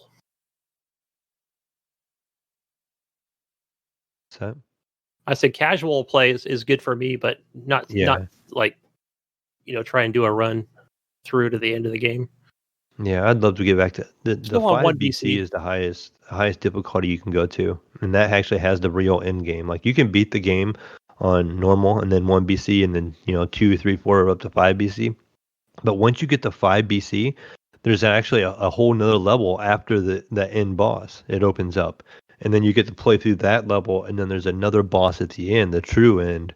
Ooh. And it's so hard to get to. People think they beat the game the first time and they just drop the game because they think they've finished it, and there's actually this real boss later on. I beat the game. Really I beat the game. I died, Yeah, and whatever. I beat the game. Yeah. I beat the game. But that's it for me, Gunny. What about you? I've been playing House. What did you call it, Jesus? House Flipper Simulator. 3D, virtual, augmented reality, and virtual I could have reality. taken a video of it. Yeah, just like Gunny destroyed his house that he just bought, guys. He literally went in there. He pulled up in a brand new GMC Sierra 2020, and he got out of the truck with the camera crew and ran up to the door with the sledgehammer and said, "We're remodeling this house." And he fucking took a sledgehammer to the door and take a sledgehammer to the walls, and he's just taking a sledgehammer and destroying his house because he's going to remodel it. Pretty much. That's what I've been doing, especially the last couple weeks, and probably the next couple going. Before going into November. At least you did it right. I was telling Mayo, at least he's doing it like before he moves all his shit in. Yeah. So I'll give you an example. Destroy everything and fucking just do it. I'll give you an example of this virtual game before I get into actual video games. But for example, so we demoed that countertop, but even before we did that, they're my friends basically, right? They're workers, friends, and they're, they do all the maintenance work here, and they're like, hey, you can see, like, even Sean Fuller would know this, where you've got the floorings, and they lock in, but those were already done before we moved in. But so, like the dishwasher, you can't pull the dishwasher out because they floored around it. You know what I mean? So it looks good, but if your dishwasher has a problem, you can't pull the fucking dishwasher out. So on the countertop, but we demoed that. It had like those tiles and so that all came up. So we have to like cut a little piece of where we took the sink out to raise that thing up to get the dishwasher out, to put a new dishwasher in there. It's like, you mother freaking, I hate this game, guys. It's like, I mean, it's not going to be a lot of money, but it's like, who the hell did that? Yeah. So we're probably just going to raise the countertop so that we have a problem with the dishwasher. We just pull it out. Destroy it all, Gunny. Start over. I thought about it. I said, can I just take the sledgehammer and, maybe drive my car through it or something? My Jeep? Boom, knock it down. Other than that, guys, that's not been fun. My back hurt, and haven't been able to play real video games. It's been frustrating. But either way, I played, what did I play for actual video games? Oh, the free week for Xbox, Hunt Showdown. Has anybody tried this out at all? Nope. Yeah, it's probably not something in my wheelhouse because I don't like a lot of those hide and seek type survival games. But yeah, so I tried that out, and this is another game by Crysis, and it looks good running on the Xbox One X. But yeah, it's like a first person PvP bounty hunt game. And I think the bounty is like whatever monster you're going after, and you're getting these clues to go find said monster. It could be like a two-legged monster or a giant spider or something like that. But I think the way this works is where once you get to but in between all that stuff, you've got these zombies just kind of milling around. And you can avoid them by just walking slow, crouching, taking different routes to the location that you need to be at to get to the monster. And in between that, you've got 12 real players in the world who are just after the same thing. I think. I don't know how that works, if it's just one boss, or somebody said there might be like 3 of them or something. But yeah, so once you find that monster what are you talking about? The word? What game is this? This is called Hunt Showdown. It's been out, I think, for a couple years, a year and a half. So it's on everything now. Oh, that shit. Okay. Yeah, it's a first-person shooter. But I don't think you'd like this because you only get 3 weapons in the game. The only thing I can think you can change is maybe the appearance. So it's just what would you call it? Like a pistol gun or something, or maybe a rifle and a shotgun. And of course you get a knife. And yeah, I only went through the tutorial, but I thought, I definitely want to play more of it, kind of see how it shakes out. It's probably fun with friends where, once you mark this monster for death or something, you receive that bounty. Then everything on the map will be like, hey, there's there's a team over here at this area, and they've already banished the monster. So then everybody in the fucking world knows where you're at, and they just come after you. Mm-hmm. But I think, you just have to be ready for when other players are coming after you. I think it's a fair enough radius to where they don't know exactly what building you're in or, your precise location. Oh, cool.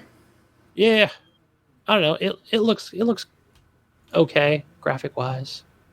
The only thing I couldn't figure out in the tutorial was where it says, you can exit the area or something like that. I'm like, what the hell? It's like everything's like in red. I couldn't figure out what I needed to do. Like, do I just need to stand here and wait for the game to end, or was there an actual exit location?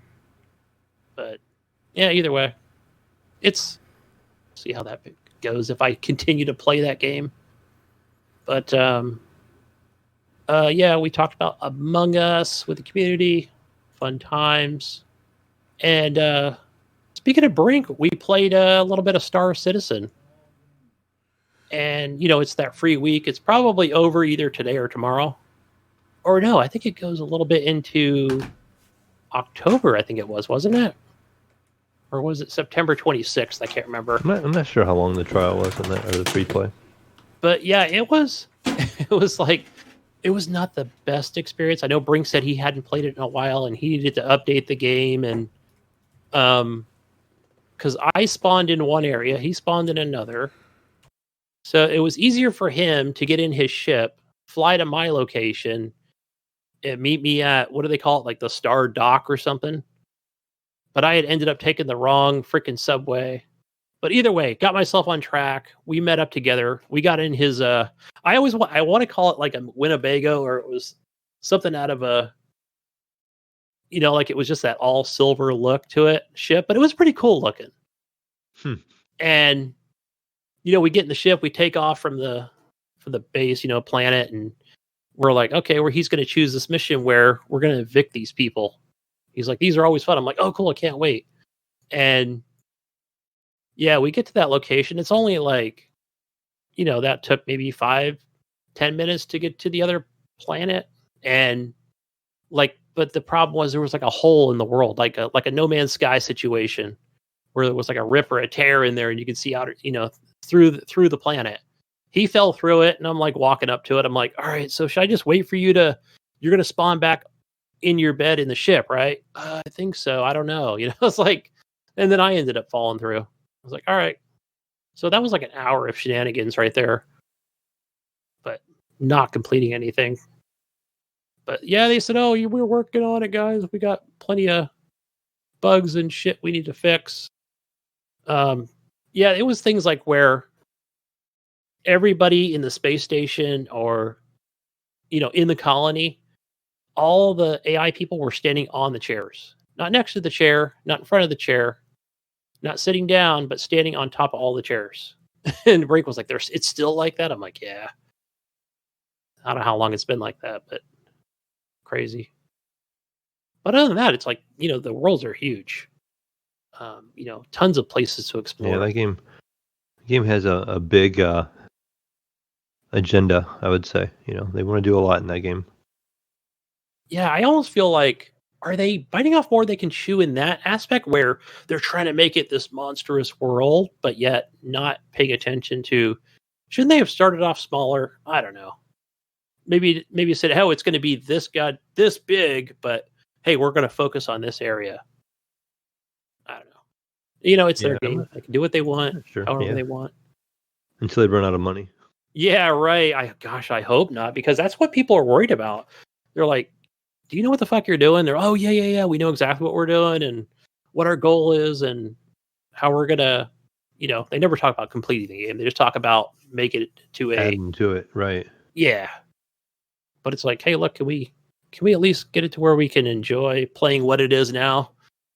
Oh, no, we can't do that. We got to keep adding to it. And I think that's what's freaking people out or making them worry so much. Yeah, I can see that, though. People they've been asking for backers, for a long time, and they continue to get backers and stuff. And, they continue to just make this game even bigger all the time. So yeah, there is like no never end. There is like a PvP mode in there, but I think I asked Brink about it. He says, it's just whatever you'd expect, just normal PvP mode, team-based, or probably a every man for himself sort of situation, but I didn't play that. Yeah, we just played the PvE stuff.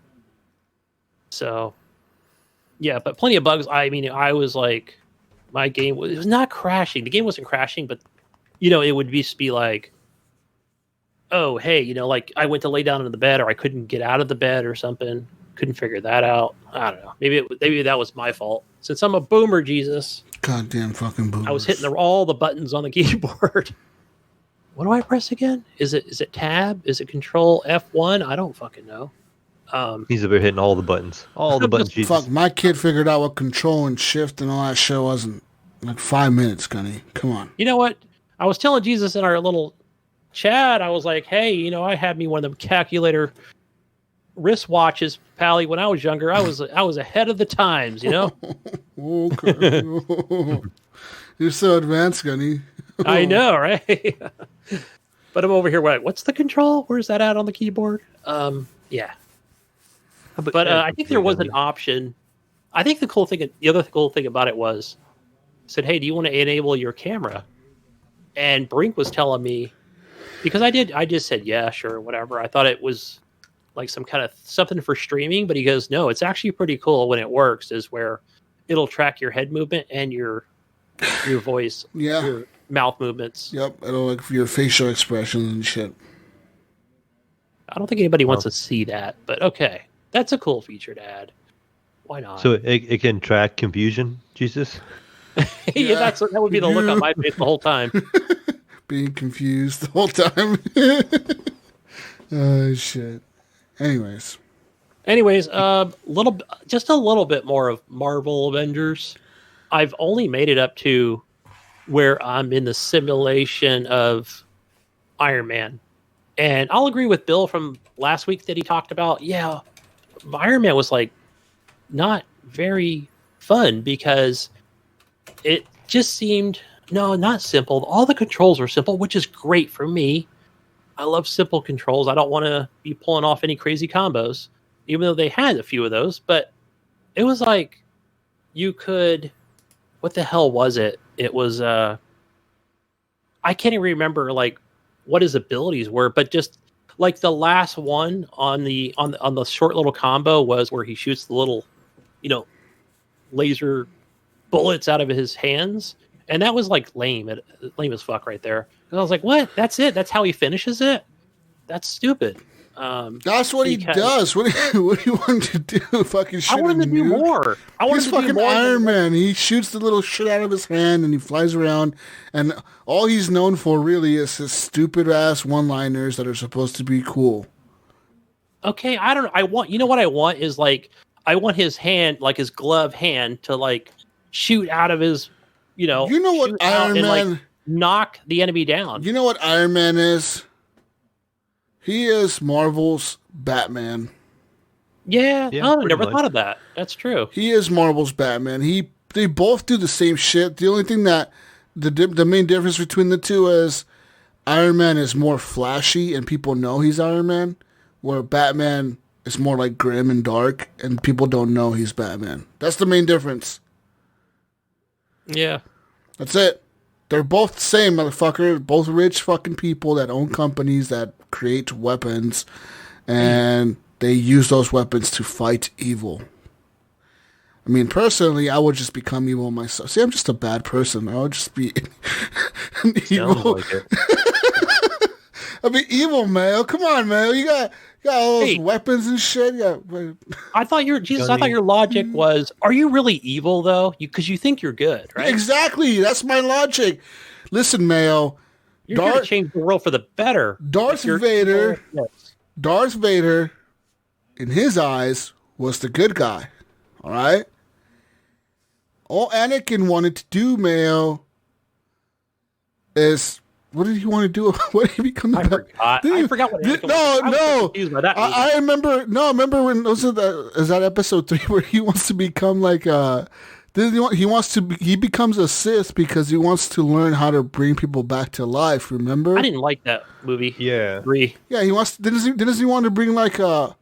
Oh no, because doesn't he get like a vision where his girlfriend's gonna die or some shit? And he's like, I want to bring her back to life or something, or bring people. She's gonna die when she gives birth or some shit. I don't know, but see, he's a good guy in his head. And he does all that crazy shit. And nobody listens to him. And everyone and he goes and kills all the little Jedi kids and does all that shit because he's a good guy, Gunny. He's trying to save his girlfriend. Yes. The love of his life. We just need to make a note not to give Jesus any extra power on this podcast. Right? Just No. I'm the good guy in my head. Yeah. It's all perspective, guys. It's all perspective. Yeah, look at it from both sides. Yeah, but to finish it off, I know Bill was also talking about like that multiplayer part of it, where once you're in that ship and you're doing the single player missions, and you're playing Kamala Khan, what is she? Miss Marvel? Is that who that is? Yeah, and she's fucking badass because she's got like the big Hulk hands, and she's got the Fantastic Four stretchy. And she just does this thing at like the end of her combo where she just claps their fucking head with these two big hands, and it's just super satisfying. Like that's what makes it for this game for me. I was like, yes, the Hulk and her, man, just are awesome. Because Hulk just goes in like a tank, just destroys people, pick them up, knock other people down with other people, and break doors down, no problem. Yeah, so that's where I'm at in the game. Are you missing this game yet, Jesus? No. Do you regret not buying it? No, not really. Me either. In all honesty, No. I almost bought it, and then I'm like, eh. And the more I hear about it, the more I'm just kind of like, eh. Yeah, same here. And the other part too was a bit confusing, where it said, "Hey, okay, so you're going into your first true campaign section of this game. Do you want to enable multiplayer so that other people can join it?" And be part of your campaign. I was like, yeah, sure. Yes. But course. what do they join as? Like a different superhero? From what I understand, I don't know if this was what Bill Gardner said or I heard it on another show, where there is no other. So if you choose Hulk, which is I'm Kamala Khan, right? And of course, Hulk is with me in that part of the campaign. So nobody else can be that person. They have to be the 4 other people or some shit, right? Oh, so I just thought maybe it would match me up with Captain America and other people, but no, I don't know what happened. I have it enabled, but it just ended up being me and Hulk. And it was like that big open area, like a Destiny type situation where, go to this area, do this thing, go to that area. And it was good action, but overall it was like, I don't know what the fuck am I doing? It sounds boring. Why am I doing this? But it wasn't well executed in the end, where the mission that you did, you got to find this secret underground tunnel thing. Okay. I don't know. It just it was like, man, it was all right, but I don't know. I'm gonna continue to play it. And anyways, sweet guys. Anyways, that's all I played. Speaking of Marvel, let's move on to news. It's news time. News. I got some Marvel news for you. Square Enix says its latest Marvel Avengers patch, Mayo, will address over 1,000 issues. 1,000 issues. It's a lot of issues. Including several progression stoppers. Patch version 1.3.0 is our first major patch since launch and addresses over 1,000 issues you've helped surface these past 2 weeks, ranging from several progression stoppers to small graphical fixes, Square Enix said. While the focus of this patch was resolving bugs, future near-term patches will integrate more quality-of-life adjustments and feedback-driven features and tuning. So there you go. Well, there you go, Gunny. Maybe your 1,000 fixing patch will fix all your problems. Maybe. Well, maybe. I don't fucking know. Let's move on now to more news, Mayo. Let's move on now to more fucking news. This shit, more news. Yes. Sony apparently has revealed the install size for some of its games. Nice. According to Sony, Insomniac's Spider-Man Miles Morales requires a minimum of 50 gigabytes. Dun, dun, dun, dun. Dun, dun, dun, dun. Minimum 150. Done. Dun, dun, dun, dun. That's just for the Miles Morales section of the game, according to PlayStation. The Spider-Man Miles Morales Ultimate Launch Edition. Ultimate Launch Edition, Mayo. All right? I love the new naming. Yeah, I always love when they do that shit. Like super or ultimate or complete. I'm like, what the fuck you mean it wasn't complete before?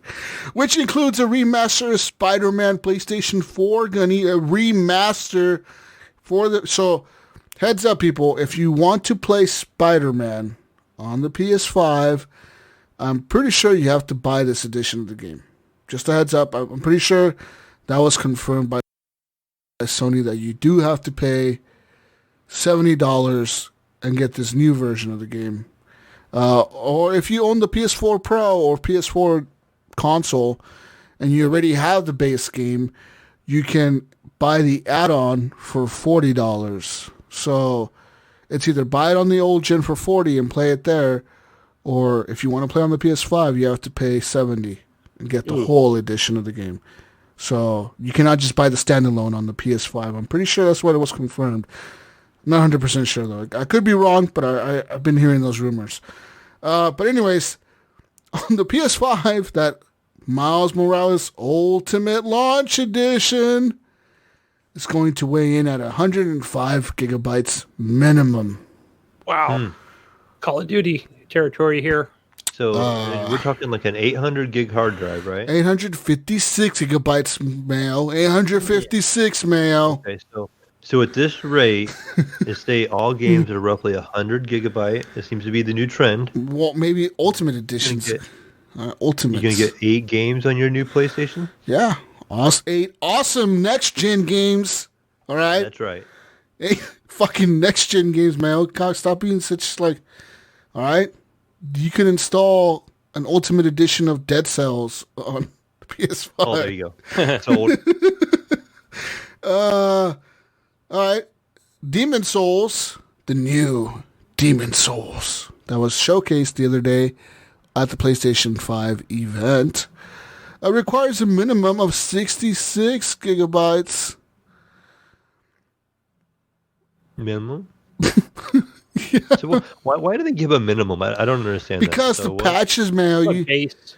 Yeah. You need so it's based in the base game is... Yeah, you need a day one patch of 40 gigs probably, mostly. Oh, shit, yeah. So it says here it's worth keeping in mind that the PS5 comes with a custom 825 gigabyte SSD at launch.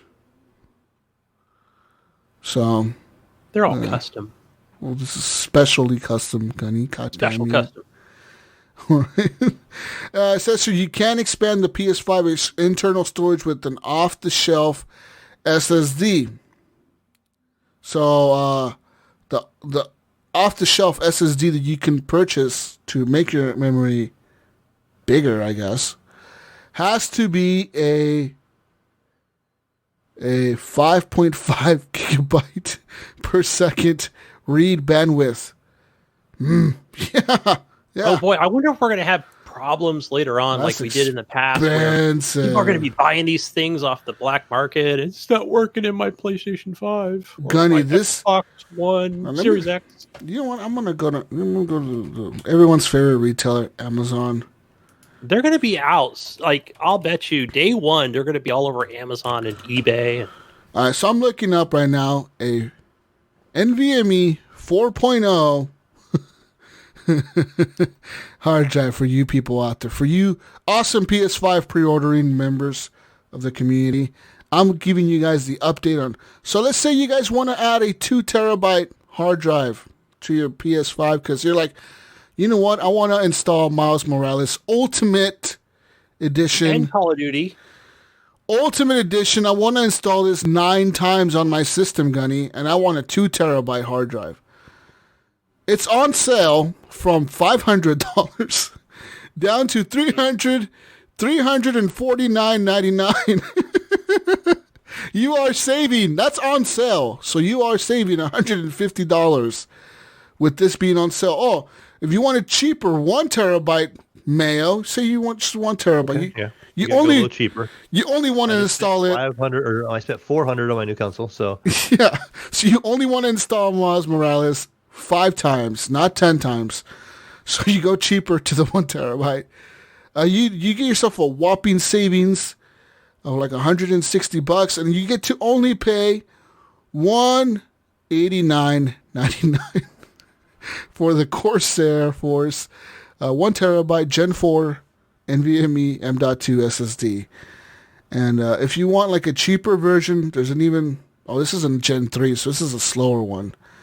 A Gen 3 costs $169.99, but most of the Gen 4s, which is what the PS5 is running, are $200 for 1 terabyte. So, yeah. Keep that in mind, people, that if you plan on buying the all digital and you think you're just going to pop in a regular SSD hard drive, an external drive, it might not be that easy. I mean, I think you still can, they said, but you don't get none of the benefits of the fast loads and none of that. Like, it's just like you're playing on a PS4 with better graphics. That's really it. So you're still going to have the long load times, the loading, between sections. It's not like we're Spider-Man. They said that there's no loading at all, like between the city, like goes from one end to the end or whatever and all that, like just smooth transitions. There's no like on the fast travel, it just goes, whereas I think that's what we're gonna. I think that's the majority. Maybe the majority of people are going to do. They're just going to be doing external hard drives, right? Because I can't afford. But like, why?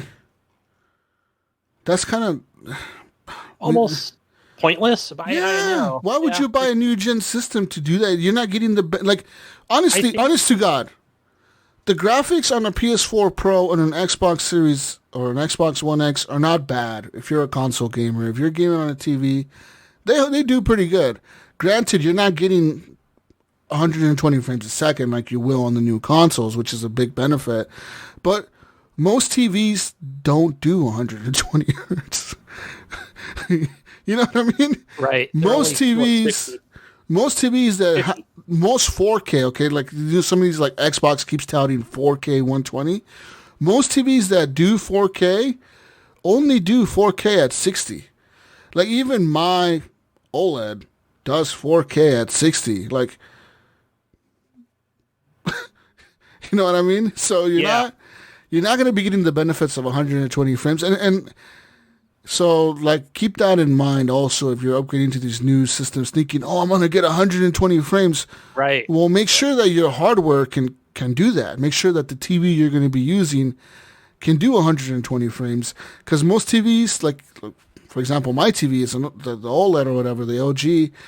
It could do 120 frames, but only at 1080p. So you got to keep that in mind when you're buying these new gen systems. Like yes, the hardware, like it's gonna be better graphics, it's gonna look nicer, but are you really getting the full benefits of paying this, this $400 or $500 price tag? Are you getting all the benefits? Maybe that's why the Xbox Series S is the better choice for most people, because it does 1440, and all that. So. That might be the best choice. It's the best bang for your buck, that's for sure. Yeah, and I think I only see like not a lot, but I see, as far as TVs go, I know there are several models with that Sony does that are 1440p. Huh, interesting. Maybe because they were the first to do it, I'm not sure. Yes. I was going to throw in there, I just remember back when console gaming was pretty simple. You plugged it in, that's all you had to worry about. But now you got to worry about what refresh rate your TV is. You got to worry about, like which kind of HDMI cables you're using now. You got to worry about, do you want to use the S or the X? You got a lot more options. It's starting to sound more like PC stuff. Yeah. Yeah, I think at least I haven't seen it where maybe the TV market for gamers is not there. You know what I'm saying? Like, you don't see, Samsung and Vizio and all these people. Hey, this one's optimized for the Series X and S, and it's got 1440p or something. But yeah, it's not. They just all went straight to 4K, right, for home viewing of sports and stuff, TVs and movies. Yeah. Yeah, so you gotta be careful with that. I mean, like I said, you're gonna be buying this new console, but you gotta make sure that your hardware can support it. Because, yeah, that's so I got a question here, Mayo. I think I can simplify things even for our listeners. Now, if I go with a Series S, because it does up to 1440p, and I think IAMS had even responded, like, not every game is going to do it, or it's not going to quite go that high, but is that going to run well on my 1440p? Is that going to come with that special cable that goes into the back of my monitor? Is that how like that your works? DisplayPort monitor? Yeah, my DisplayPort. No, you can use HDMI because it has a high enough transfer speed to do 1440 resolution. I think it might be the 2.0, whatever you use for 4K. Because the amount of data, since we're 4K, is higher than it would sign. And it would recognize. So that would recognize it wouldn't. It would be like, okay, you can do 1440p. I can change it in my, on my monitor, and then on the Xbox, it would be, sure, you can run this in 1440p. Yeah, I'm assuming it just kind of work like our PCs work. Like if you plug in a 1440 monitor to your PC, it'll let you. If you do full screen resolution, it'll only let you go as high as 1440. You can go down. You can go to 1080, or you could do whatever kind of crazy resolution you want. You just can't go past 1440. Even though the game would have more options, it's only going to give you the option up to the highest one that you have. Mm-hmm. So maybe what the Xbox was going to do is, like, say if you just are plugging it into a monitor and it's only 1440, it's going to give you the option of 1080p or 1440. And that's the only options you're going to have. But if you plug it into your 4K TV, if you unhook it from your monitor, it's probably going to say 1440 or 4K. And you're going to have that option. And you probably get the option of 1440 with a better frame rate if your TV can do it, or 4K at a lower frame rate, But yeah. Then you run into, so when you run into 1440 versus 4K, it's all about pixels per inch at that point, because, each pixel is your resolution, so, it's whatever by whatever. So if you have, 1440 is, 2650 by 1440, that's how many pixels are going up, down, left and right. And if you have a bigger screen, that means those pixels are bigger. You have the same amount of pixels going across no matter what. So the smaller the screen and the higher resolution, the more crisp it looks. So when you go the opposite way, if you go to a lower resolution and a bigger screen, it's going to look more washed out, and it's not going to look as clear. So it's not going to look as good. So that's why you want 4K on a bigger monitor. Gunny, motherfucker. You want 4K on that TV, motherfucker, you. Yeah, I was just speaking more about my Asus 1440p monitor. Oh. My 165 hertz. Speaking of monitors and 120 and 424, Sony product manager says HDMI 2.1 is not necessary for the PS5. That's right. Sony apparently just unveiled their brand new 2020 cinema projectors, Mayo. Their new projectors. They're 4K projectors and 8K projectors, but these only have HDMI 2.0 in them.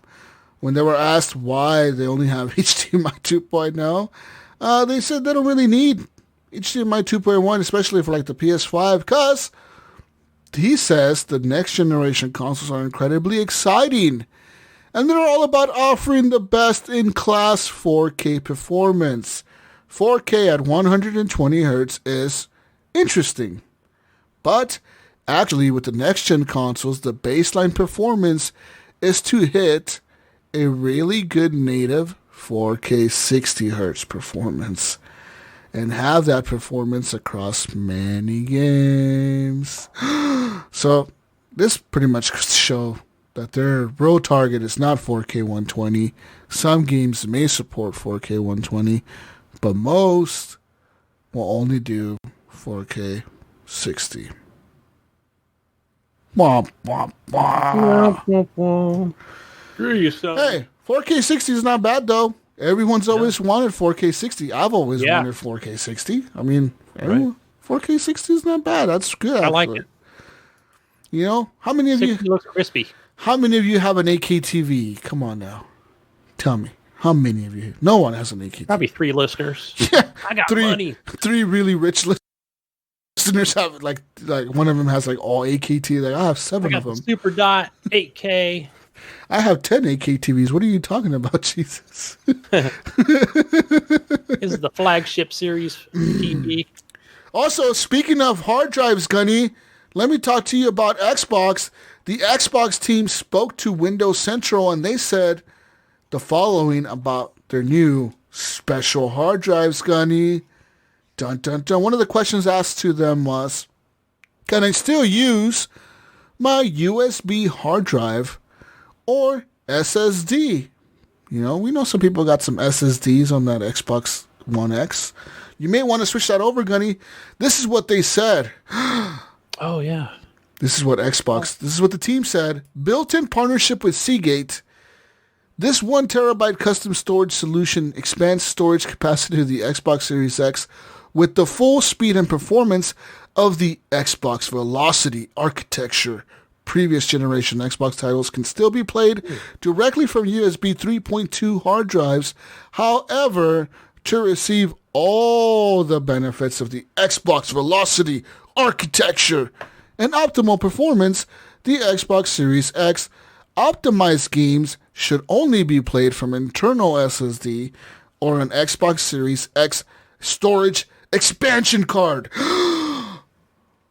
Back to the cards. Man, so my I've got these 2 you gotta external hard drives all plugged in and useless now, wires running everywhere. That's going to be obsolete soon.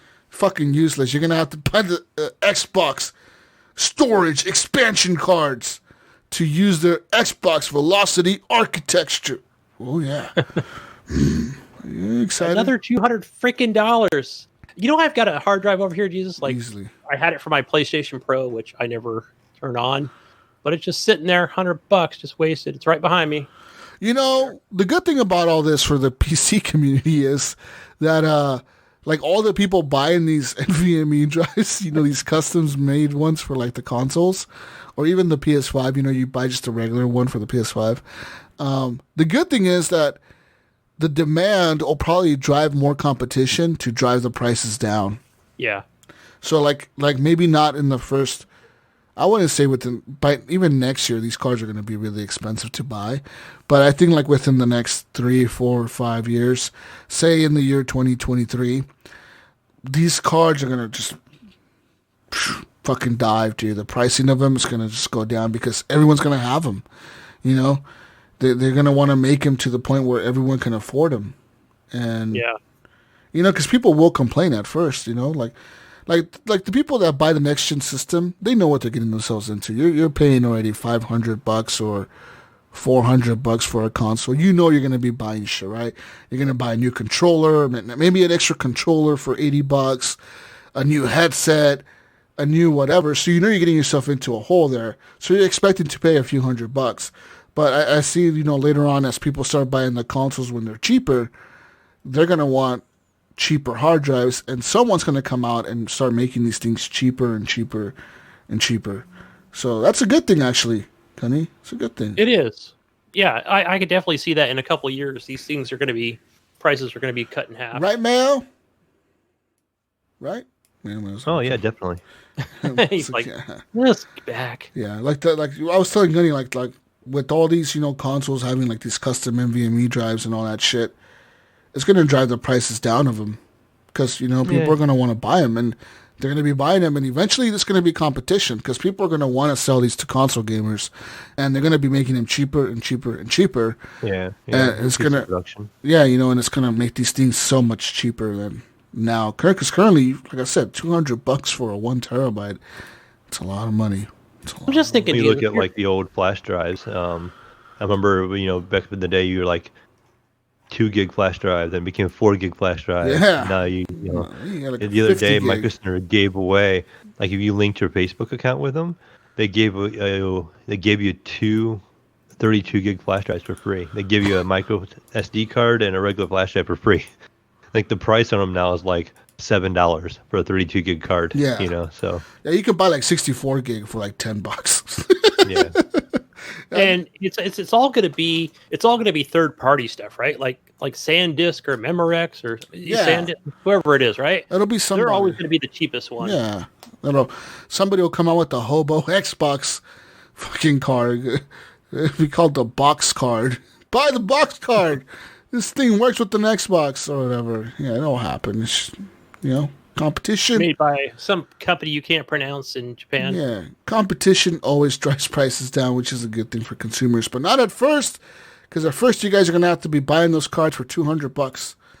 Yeah, see, that's going to be the thing where if I have Call of Duty and Spider-Man, and then, Jesus, I want to get, let's say, whatever. Cyberpunk!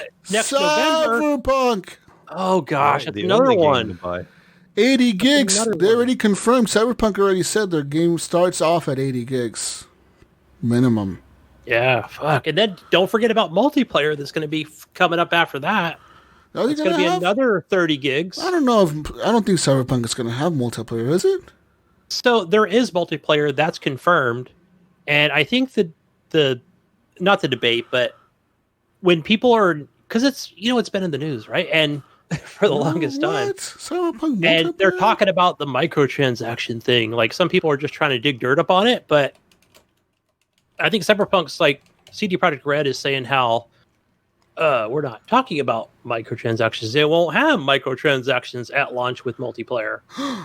And like, so are you confirming that it won't be there ever? So anyway, I'm just saying that's going to be another 30 to 40 gigs right there. All right, guys, I got news. I got news for the multiplayer. Speaking of Cyberpunk multiplayer, Cyberpunk 2077 developer CD Projekt Red says Cyberpunk multiplayer will not be out with the game. It's going to be released in 2021. And in terms of a game, it is pretty much its own AAA release. They said they're working on it full time, and it's going to be a full, pretty much its own game. So I'm thinking they're going MMO route, like almost like GTA 5 online, but Cyberpunk online. Interesting. Dum, dum, Yeah, dum. I can't wait to see what they're doing. Because I don't want no dumb, we're going to do team deathmatch, 6 versus 6. Yeah, just kind of check all the boxes. Yeah, that's what I was thinking they were doing. I'm hoping they go like MMO route and let you live in the cyberpunk world and fucking buy This shit. is why they're not talking about the microtransaction thing. You pay $50 in real life and you can get all the crypto in the game. Awesome, man. Yeah, it's the first I'm hearing about it. I just been seeing bits and pieces about it.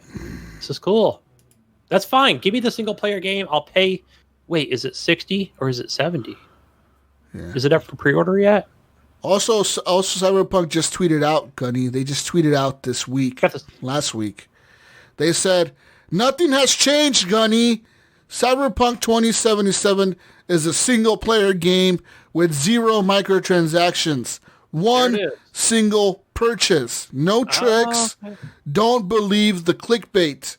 It says here, Cyberpunk Multiplayer Online, which is a separate project, will have some microtransactions, but we said that a year ago already. Like always, expect us treating your money with respect. Nice. I love that. And it's got smart delivery for both consoles. Smart delivery. That sounds so stupid. You got a smart delivery guy. Yeah. It's like something Domino's would come up with. Hey guys, we got the smart delivery coming to you with the pizza. Mayo. You just shoot it from a laser cannon to your Mayo, house. the smart delivery car is going to deliver your pizza in 20 minutes. It'll be Driverless smart car. smart. Pop your pizza out the back door. Bam. That does exist. Have you seen that shit on YouTube? It does exist, Gunny. They have one. They have one in, I think it's Arizona, Phoenix. They were testing it. Oh, do they? That's Yeah, cool. legit. Like I've only it's seen the driverless. It's a Pizza vehicle. Hut.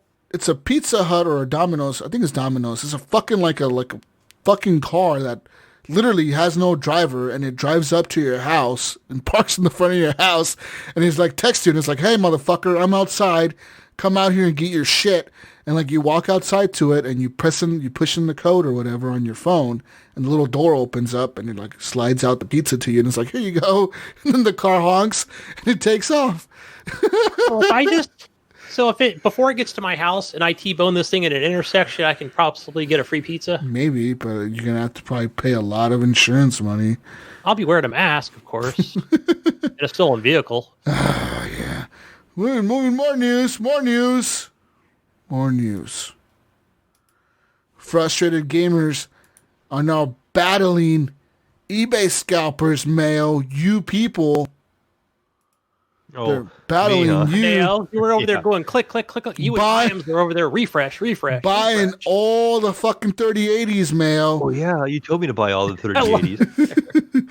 Frustrated gamers are now battling eBay scalpers with fake $50,000 bids and RTX 3080 paper editions. That's right. So, one of the first eBay listings that we saw today was priced at $1,199. It's for an RTX 3080. Not even the 3090. The 3090 retails for $1,499. 3080 retails for $699.99. But it's sold out, literally. When NVIDIA launched them, like, I think it was like 30 seconds, they said. It was sold out 30 seconds later. That's pretty fucking quick. Did you cry, Mayo? Did you cry? You know what I did? I picked up my Xbox One controller and continued on playing my Forza game. No, I didn't cry. I knew I wouldn't be able to pre-order one right away. I'm gonna at least wait till October. Most people are saying that they cannot find one, and then on eBay, like I said, some of the bids were up to $50,000. And actually, somebody on Reddit, Brink was showing me this on the Reddit PC Master Race forum. Somebody created a bot. All right, somebody created a bot that goes into eBay, and it looks for 3080 cards and 3060 or 3070 and 3090 cards, and it's automatically set to bid on them, no matter what. It's set to automatically bid on all the listings that have these cards, and it no matter what the next person bids, it will outbid them. So like this fucking bot is outbidding everyone. And then at the end, the bot buys the card supposedly, and then it cancels the transaction. So this dude is like fucking being a hero out there and fucking over these scalpers. Fuck the scalpers, Gunny. Those fuckers. They need to get a damn job or something. That's stupid, man. That would piss me off. I would be mad if I was trying to get one. I know I am just trying to get one and he can't. It sucks for him. Man, I hope that doesn't happen with the Xbox. Oh, well. Speaking of the Xbox, I got some news about the Xbox, Gunny. Ooh, what is it? Microsoft announces the specific Xbox Series X and S pre-order start times, Mayo. Specific times. All right, let me tell you, Mayo. Are you ready to pre-order yourself an Xbox Series X? Okay. All right, you need to wake up September 22nd. You need to be ready in the United States. In the United States at 8 a.m. Pacific time at the following retailers: Microsoft Store, Amazon, where are they at now? Best Buy, GameStop, Walmart, Target, Sam's Club, Newegg, and other participating retailers. 8 a.m. is the time they go live on the 22nd. I'll be at work, so I don't get to fucking pre-order one. God damn it. It's fucking... I know. I'll probably be driving my truck. What the fuck, dude? God, fuck you, Microsoft. You fucking dicks. All right, Canada, 8 a.m. Pacific time on the 22nd. Microsoft Store, Amazon, Walmart, Best Buy, EB Games, The Source, and other participating retailers. In the UK, 8 a.m. British Standard Time. Microsoft Store, Game, Amazon, Dixon's, Curry's PC World, Argos, John Lewis, Smith Toys, Very, AO, Tesco, Simply Game, Shop2, and other participating retailers. In Australia, Gunny, But I might at 8 a.m. Is that, I don't know, what is it? AEST time. I don't know what the fuck that means. Some made up Australian Eastern Time? I don't know. some made up fucking time. For our mates over in Australia, what the hell is AEST? I've been there, but I don't remember seeing that. Made up fucking time zone. Microsoft Store, JB Hi-Fi, EB Games, Telstra, Harvey Norman, and other participating retailers are going to have them available in New Zealand at 8 a.m. New Zealand Standard Time, because that's what NZST stands Just for. south of Australia. Microsoft Store, JB Hi-Fi, EB Games, Spark, and other participating retailers. And finally, in Europe, the Middle East, and Africa. You can pre-order online at 9 a.m. CEST at Microsoft Store, Amazon, Media Market, GameStop, FNAC, Elk-Jop, El Giganten, I don't know how to fucking pronounce El Giganten? I think you said it right. El Giganten, El Giganten, and other participating retailers. Woo, retailers and availability may differ by country in Europe, the Middle East, and Africa. So, okay. Also, if you want to take advantage of the Xbox All Access opportunity, Mayo, this is for you. Listen up, Mayo. Listen up. You get to take advantage of the Xbox All Access and pay a monthly fee instead of the lump sum. You're going to have to wake up on the 22nd at 8 a.m. Pacific time, Mayo. Okay. And go to BestBuy.com, GameStop, MicrosoftStore.com, and or Walmart. And they will have it available for you to sign up for the Xbox All Access opportunity. Make sure, Best Buy, GameStop, Microsoft, and Walmart. That's it. No Amazon. 22nd, 8 a.m. Pacific time. Got it. In Australia, So if you're listening to this, don't forget tomorrow. Australia, 8 a.m. AEST, you're going to have to go to Telstra. Telstra is the only retailer that's going to be doing this Xbox All Access.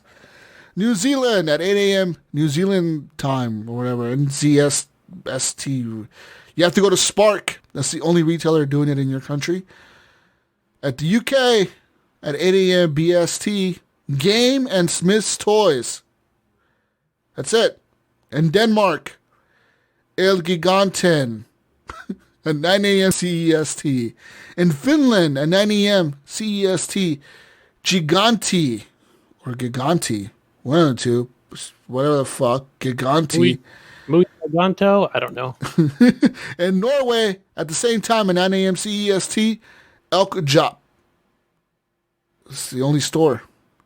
And finally, in Sweden at 9 a.m. CEST, El Giganten again at 9 a.m. So, I noticed there's no South America stuff in here. Wonder what's up with that? Is it not launching there? The fuck, Microsoft? You motherfuckers not launching? You forgot about South America. Forgot about them. Oh, fuck him. Fuck our Brazilian. Listen, what about Portugal? What about the fuck, Colombia? Bro? Puerto Rico? Not Puerto Rico, but yeah. No, not Puerto Rico. Uruguay. How do you Peru. Say that? Paraguay. Yeah, I mean, shout out to South America, guys. We'll smuggle them to you, right, Mayo? That's right. We're smuggling PS5s. You bring us the powder, we got you the Xboxes. We'll ship out Xboxes to fucking South America. Panama. Speaking of more news, so you got to be up. I'm telling you guys, 8 a.m. Pacific time on the U.S., Canada. You motherfuckers need to be up and get your shit together. You need to be ready and fucking be on one of those retailer sites to buy it day one. Boom. You got 30 seconds. Especially the Amazon people, because you know that shit's going to sell out in 2 seconds. You buy now. You better set up your buy with one click option fucking button, because that's all. You have 1 second to click that shit. That's it. Put that shit in your cart and check out as fast as possible. Especially that S, dude. That Series S is going to fucking be gone like in the fucking 1 second. Boom, sold out. Oh, you hit refresh. It took too long. Oh, no. Yeah, that's going to be the fast seller. Moving on to more news. PlayStation is ruling out a Game Pass equivalent for the PS5, Mayo. They say, we just don't see that as sustainable. That's right.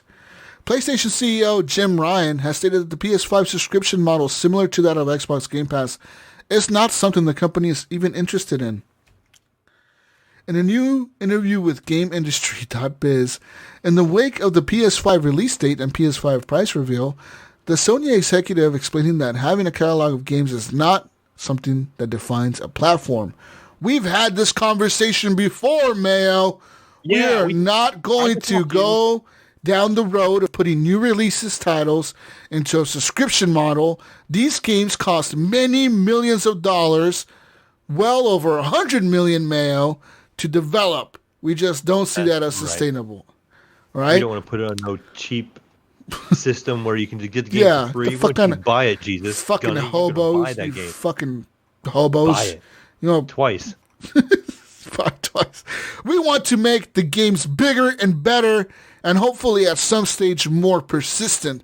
So putting those into a subscription model on day one for us just doesn't make any sense. For others in a different situation, it might well make sense. But for us, it doesn't, Gunny. We want to expand and grow our existing ecosystem, and putting new games into a subscription model just doesn't sit with that. So don't have to. Yeah, fuck you. We could. They do not have to. They can just sell everything at full price. Whatever. Good on them. Fuck, we want. We charge you $20 if you want to. I don't give Way to throw some shade on Xbox, there, Jimmy. Good on you. Jim gives no fucks. You're gonna pay for that game, Gunny. It costs hundreds of millions of dollars to make. Yeah. No, it's fine. I to put the fanboy war shit aside for a second, they don't have to do the same thing as Xbox. Come on.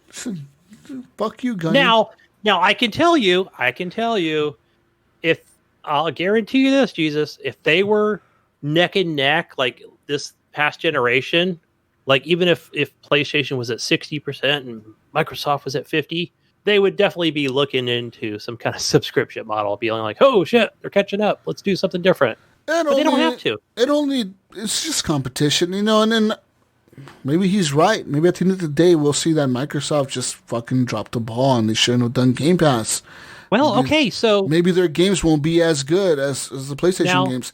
That's because, I mean, what we've seen so far on the Game Pass games hasn't been shocking. Like, it hasn't been any, like mega hitters that I've seen. And it's true. He has a point. Maybe the only game, I was going to say, yes, the only game that has been a mega hit, that's been like a super polished, a quadruple A experience, like Microsoft would say, is Gears 5. And that's it. Because Gears Tactics, maybe. Nah, it was all right. No. So let me finish with this, guys. Fuck you, Gunny. Fuck you. All right. No, I'm going to stand up for PlayStation here. Fucking Xbox shit. Fuck that shit. I think you're going to like what I have to say. Okay. Let me just say it because I'm the Xbot here, but I do have to. I'm playing devil's advocate here. No, this is okay. I've always said that Sony has the best. They do marketing very well, and I think just Jim keeping it simple here, and I think he's right. They don't have to do the subscription thing. They don't need to. It's like I said. I think if it was like a Microsoft is that, you know, they're almost that neck and neck and they're catching up, like they would have to change some kind of strategy. They don't have to. They could just keep going with whatever they're doing. Hey, this is what I think that Jim is probably going to say next. He'll be like, you know, why would we have to reinvent the wheel or change the shape of it? If it's rolling fine, just let it keep rolling, right? That's the way it is for them. It's the American way to do things. Yeah. Yeah, and I think that but I'm going to talk about the elephant in the room here. And I haven't seen this in any of the comments, but I could be off on the wrong place with this, Jesus. But what Jim just talked about here, you know, and talking about subscription models and games talking, you know, taking hundreds of millions of dollars. And I've seen people complain about this too, you know, as games as a service, but would Halo Infinite be a good example of this? Do you think, as far as like, you know, we've seen it kind of take a big hit, right? It's not out. Is this because of this games for service thing? Is where Halo's in this pickle of not going at launch, not being well received, right? Not looking at its best. Well, you got to consider how much money did Microsoft invest into it. Are they really investing what they think that they could? Are they like the whole point of this whole conversation is Sony is saying, look, we're making the shit like fucking Days Gone, and we're making shit like fucking The Last of Us 2 and God of War Ragnarok and all these fucking games, Mayo, all right? We're making this shit, Mayo. We're making fucking God of War, Mayo, all right? It's and a listen, production. and I fucking and I write a fucking check, Mayo, and I tell these motherfuckers, you got 2 years to make God of War, 3 years or 4 years, and you motherfuckers got $400 million, and that's it. All right? But how much is Microsoft really putting into their games? Are they going to 343 and saying, well, fuck, look, this is going to be on a subscription model. Yeah, we make a ton of money on the subscription model, but like we can only afford to give you guys like $200 million because we need to spread the wealth to the other studios, and like we just bought a bunch of studios and they need to make games too, and we got to pay them. So you only get $200 million. Like, is that what is going on here? Who knows? I think we're not gonna know for years. Yeah, we're not gonna know. And that that's answer true. For years. And that's true. We're not going to know that answer for a long time. I mean, and it's going to be eventually at some point where Microsoft comes out and says, hey, look, this shit has made us billions. We're fucking trillionaires now. We got all the money. Or they're going to come out and say, hey, look, this shit isn't working. It didn't work for Halo Infinite. It didn't work for the next whatever game. We need to increase the price of Game Pass. It's going to go up to $30 or $20 a month. Like, if something's going to happen, you know, where either they're going to increase the price of Game Pass to get more money, or they're just going to get rid of it and be like, you know what, we're going back to the old way of doing things. Yeah, it's possible. So I think that's what Jim is talking about here. I think that's when he mentions that hundreds of millions of dollars, like, okay, I see what he's doing. He's throwing a little shade at, you know, Halo Infinite. That's what I took from it. Oh, yeah, for sure he is. I would too. Fuck, I'd be like, look at Halo. That shit sucks. Look at God of War. This shit looks cool. Yeah. Speaking of PS Plus, PlayStation is giving you a collection, Mayo and Gunny. When you buy yourself that brand new shiny PS5 and you have PS Plus, you're going to get the PS Plus collection to start off your awesome gaming experience and fill up your hard drive in one day, Mayo. Listen, you're going to get to play Batman Arkham Knight on your PS5, Mayo, for free if you have PS Plus. How about Battlefield 1, Mayo? Are you excited for that on next gen? No. How about Bloodborne? Days Gone? Detroit Become Human? Fallout 4? No. Final Fantasy 15? Yeah. So these are all God of games War? God of War would be good, yeah. Infamous Second Son, Gunny? Last Guardian? The Last of Us Remastered? You get to play Monster Hunter World, Mortal Kombat X, Persona 5, Ratchet and Clank. Not the new one, but like just Ratchet and Clank from this generation. Resident Evil 7, Biohazard, Uncharted 4, The Thief's End on the PS5, guys, and Until Dawn. So this is available. It's available on launch day. This is going to be called the PlayStation Plus Collection, and you will not have to pay any extra money for it. As long as you're a PlayStation Plus subscriber, you will get access to this day one on launch day. 20 games or 15. How many fucking games is here? I don't know. A bunch of games, I guess. Yeah, the ad's I think, a little misleading because it's just more of a, hey, here's a little gift from us for, you know, you played the PS4. Yeah, for maybe buying, you missed a few. Maybe you missed a couple of these games from the last generation, and hey, to the new player out there, check out this collection that maybe you've not played any of these games or just that's one. what it's for. It's for that new player, that Xbox guy comes Yeah, to that Xbox guy. Thank you. I never got to play The Last of Us Remastered. And yeah, welcome over to the PlayStation world of things. And it's just like, and just for the newer player in general. I don't know. But it's not a Game Pass thing. I wonder if they'll add to the collection. That'd be interesting to be like, hey, they're always in this thing because you have PlayStation Plus. Oh, the PlayStation. They just keep adding to our library. The PlayStation Plus collection becomes the PlayStation Plus Game Pass. Something like that, right? It could be. Oh, what if they're like, hey, God of War Ragnarok is coming to PlayStation Plus collection day one? That right there would get everyone on PlayStation Plus. Day one. I would be there. You'd be there. Mayo would even be there. You don't even have a PS5. Right. I just assume. He'll just sign up for it. Yeah. Yeah. Speaking of stuff, the PlayStation 5 backwards compatibility, Mayo and Gunny. Gunny, are you excited to be a PS5 member? Well, Sony boss now says 99% of PS4 games will work on the PS5. So this is a big turn of events from the previous statement saying that they were just moving on to new gen because fuck last gen, we're next gen. But now they're like, no, we changed our mind, guys. Xbox was right. All right, Xbox was... Phil Spencer was right, Gunny. That's what Jim is saying. He's like, look, Phil was right. I called him the other day, and we talked, and we had tea time, and he's right. We should just bring all the PS4 games to the PS5. We were both drinking our malt water, and we're having gin rummy. We're having fucking tea time over here, Mayo, and we just we're gonna bring everything over now. Not everything, Gunny. Just 99% of things. Well, what about that 1%, man? What about the one? That 1%. You got to pay for that 1%, motherfucker. All right, you got to pay for it to be able to. You know what I'm actually pleased about? There's got to be some indie game that nobody knows. No Man's Sky or some shit that fucking flopped on PlayStation. PUBG. You know what I am? I am pleased because I can actually. I don't have to get a PS5 right away or an Xbox Series, whatever the hell, because Spider-Man Miles Morales. PS4. The New Horizons, Sackboy, a big adventure. I can get that on my PS4. Yeah, that's a big news. That's a big news for PS4 player. I mean, shit, for me, that's pretty big because I thought I was for sure going to get a PS5 because I was like, they've said that this game is only coming out on PS5. Like, I got to get one, right?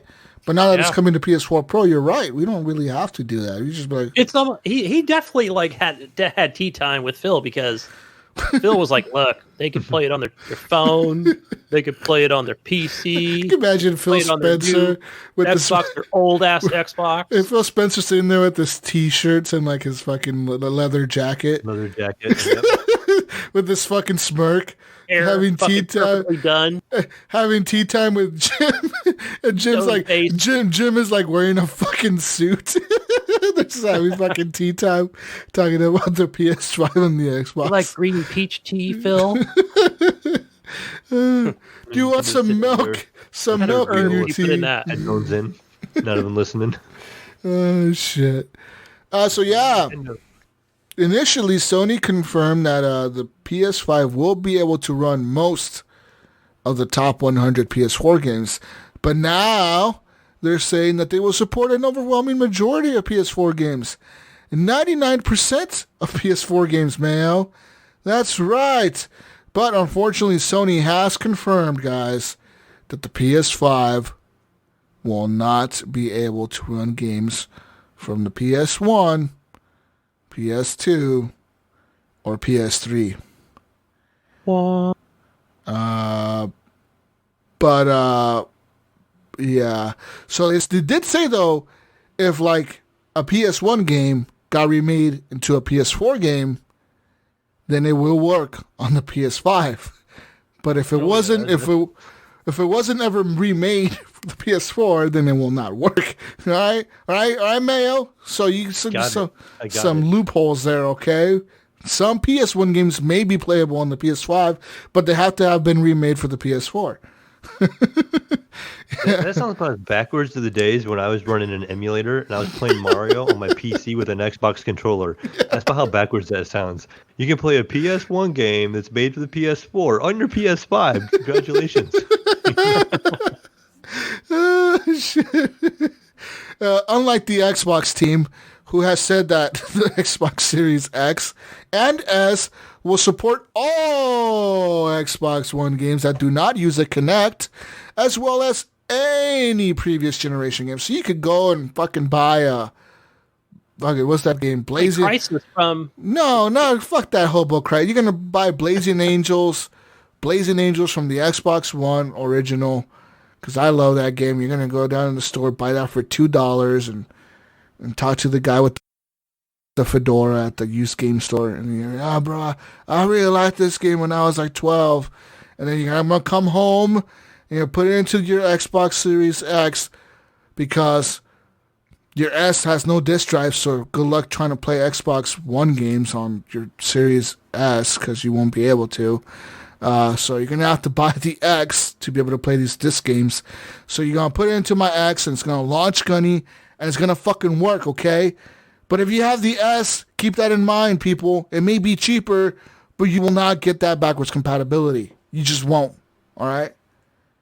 I think you get the backwards compatibility. It's just not in like 4K or something. All right, Gunny, how many fucking companies do you think are going to go back and be like, you know what? Xbox is doing backwards. Let's go back 20 years and bring these games forward. They don't give a shit. Half those companies don't exist. No, that's true. Phil Spencer even said that. He's like, just trying to get a hold of people. They don't exist. Own these rights. We can't find them. They're gone and retired. People are dead. Like the lawyers are dead and shit. You know, Island. Who the fuck are these people, Mayo? You can't get those games. You got to get the disc version, Mayo. That's why disc matter, Mayo. Backwards compatibility, Mayo. Hey, I think Can you play old titles on your PC?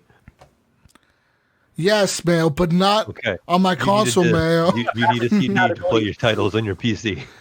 No, Mayo, but listen, Mayo, I want to play old Xbox games on my PC. I can't do that, can I? Okay. You could probably download some kind of emulator somewhere. All right, that's some pirating shit, man. I'm trying to help the used game market guy at the GameStop. But yeah, anyways, people, so keep that in mind if you're planning. I guess most of you are not planning to play. Yeah, whatever. Yeah, who's going to play old games on their new system? Come on. Who the fuck? Wait, why buy next gen to play this gen? Jesus? Yeah, why would you do that? Why would only Gunny would do that? Gunny be like, look at me, guys. I'm playing this PS4 game, guys. Look at me, I'm playing the old Spider-Man on the Xbox for the Xbox 360 on my Xbox Series X Blu-ray player. Spider-Man 2 for the Xbox Spider-Man 360. Speaking of home version. Speaking of next gen, Cyberpunk 2077 PC system requirements are now officially revealed, Mayo. Oh, exciting stuff. During the third episode of Night City Wire, developer CD Projekt Red revealed the full PC system requirements for Cyberpunk 2077 ahead of its November 19th release date. Despite the high fidelity many Cyberpunk 2077 videos display, the system requirements are not as demanding as you might expect, Mayo. For example, the minimum specifications only require an Intel Core i5-3570K or an AMD FX 8310 processor, both which were introduced back in 2012 and 2014 respectively. The recommended requirements get a little bit more demanding, necessitating an NVIDIA GeForce 1060 or an AMD Radeon R9 Fury graphics card. But yeah, both of those cards are pretty old compared to new stuff. Yeah. CD Projekt Red also did not specify the target resolution for either the minimum or the recommended system requirements during their live stream. It is unclear if any of those specifications will even reach 60 frames per second in 4K or something else entirely. So this is the minimum. You need Windows 7 64-bit or Windows 10 64-bit. You're going to need DirectX 12, at least an i5-3570K or an AMD FX 8310. Minimum 8 gigabytes of RAM with an NVIDIA GeForce GTX 780, 3 gigabytes, or an AMD Radeon RX 470 Mayo, and at least 70 gigabytes on an SSD is recommended. They do say you can use a normal hard drive, but an SSD will be recommended. For the recommended specs, you need a 64-bit Windows 10, DirectX 12, an Intel Core i7-4790, or an AMD Ryzen 3 3200G, with at least 12 gigabytes of RAM, and a GeForce GTX 1060 with 6 gigabytes, or an AMD Radeon R9 Fury with an SSD of 70 gigabytes. And that's recommended. So that's like... Why is that so low? It seems like a low graphics card. I know why. Recommended. I know why. Why? Because this game is coming out on the Xbox One OG. I was just going to say the same thing, but you said it before I did. Yep. Yeah, That sure. Xbox One OG, man. So underpowered. Yeah. What else would it be? What do you think, Mayo? I think that. Yeah, I think they're just trying to get out there as many people as possible too. Because there's a lot of graphics cards out there, and there's a lot of people that don't upgrade their computers that often, and that's a pretty old computer, really. I mean, the minimum, a GTX 780. Most people I talk to, when they say they have an old PC, they're talking GTX 980. So 780, some old stuff. Old boomer. It almost seems like now, like I'm almost a little less hyped for this game. Like as far as graphic wise or something. But yeah, when you see such low specs. Well, that's gonna be like minimum. You're gonna be running low 900p. Yeah. I'm like, what? Oh. And I think they're making some huge headway with DLSS too. Like the game can run at a lower resolution and then upscale to a higher resolution. And it seems like they've been really pushing that. In the NVIDIA event, when they talk about the new graphics cards, they were talking about it, and it seems to make games run better. I know the Crysis I was talking about, the remastered. I guess there's going to be a patch coming out where they have DLSS coming out. Yeah. So that makes a big difference in a lot of games. I heard that DLSS support that really for like people that have 2080s and 2080 Ti's and 2070s, even 2060s. It makes a big difference for performance in certain games. Speaking of performance, to play on the next gen consoles,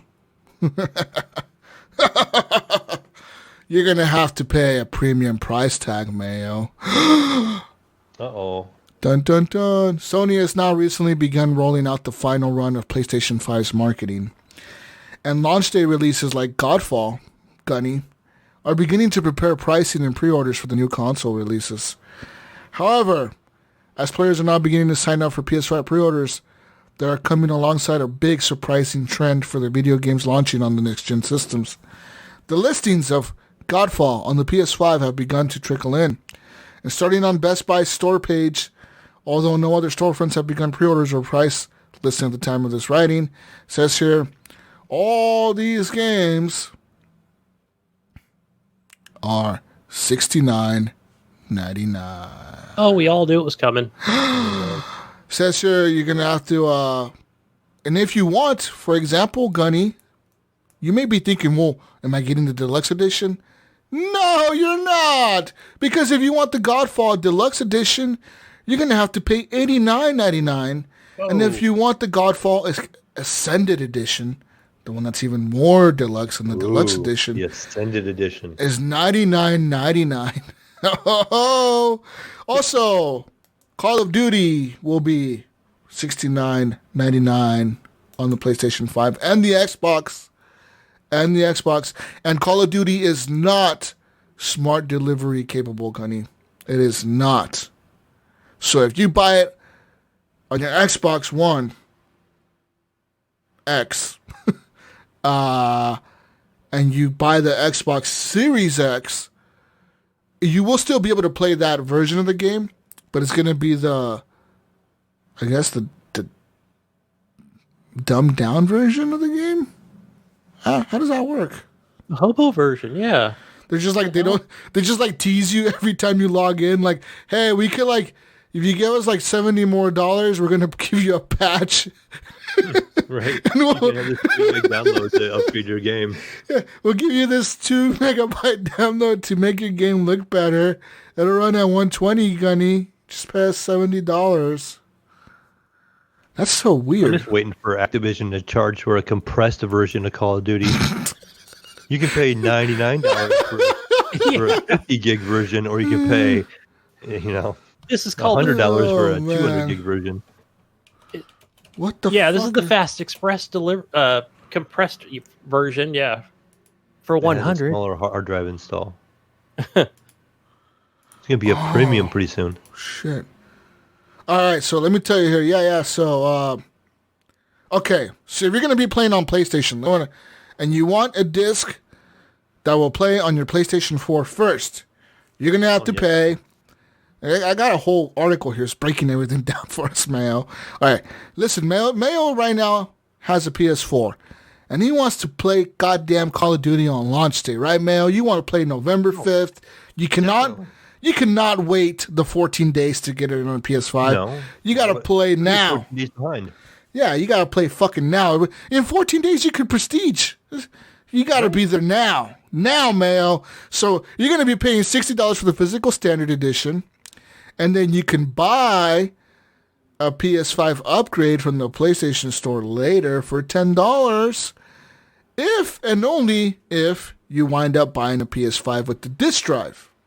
Because you're going to have to keep your PS4 disc in your PS5 with the disc drive while you play. So if you fuck up, Mayo, and you pre-ordered the fucking digital PS5, but you bought the PS4 Call of Duty on a disc, you can't do this, right, Mayo? You can't.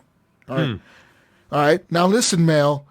I want to play digitally on the PS4, and I'm not sure if I'm getting a PS5.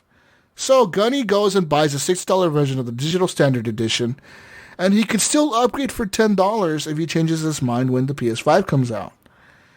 But now, you want a disc that's going to play on the PS5. You don't want this hobo PS4 disc. It looks hobo. It looks like shit on your shelf. It's all out of place. You're like, what the fuck? This thing is old. It's all awkward. Yeah, it's fucking stupid looking. All right? To buy the next-gen physical standard edition, it's going to cost you $70. But you will also need to have the PS5 with the disc drive. Remember that. But say you want to buy the next-gen one, but it's only digital, you got to pay $70. All right? You got to wait till the PS4 comes out or the PS5 comes out. And then you got to pay for the digital edition on the PS5. And so there you go. Or you can just go ahead on the PS4 and you can just, right now, Mayo, without waiting, you know you're going to get next gen. You know you're there. Mm-hmm. Of course. You can just buy the cross-gen bundle. It's cost $70 right now. Just pay him right now. Just go ahead. And say you want everything. I want it all, Jesus. All of it. You want the ultimate edition. Like Gunny. The ultimate super like Gunny. Super edition. You want the ultimate edition, Gunny, right? Ultimate Gold Plus. All right. This is going to cost you $90.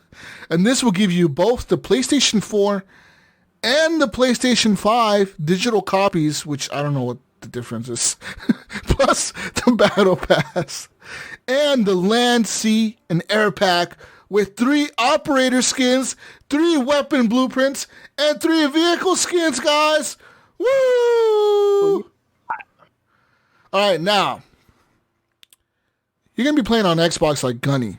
You want a disc that will play on your Xbox One.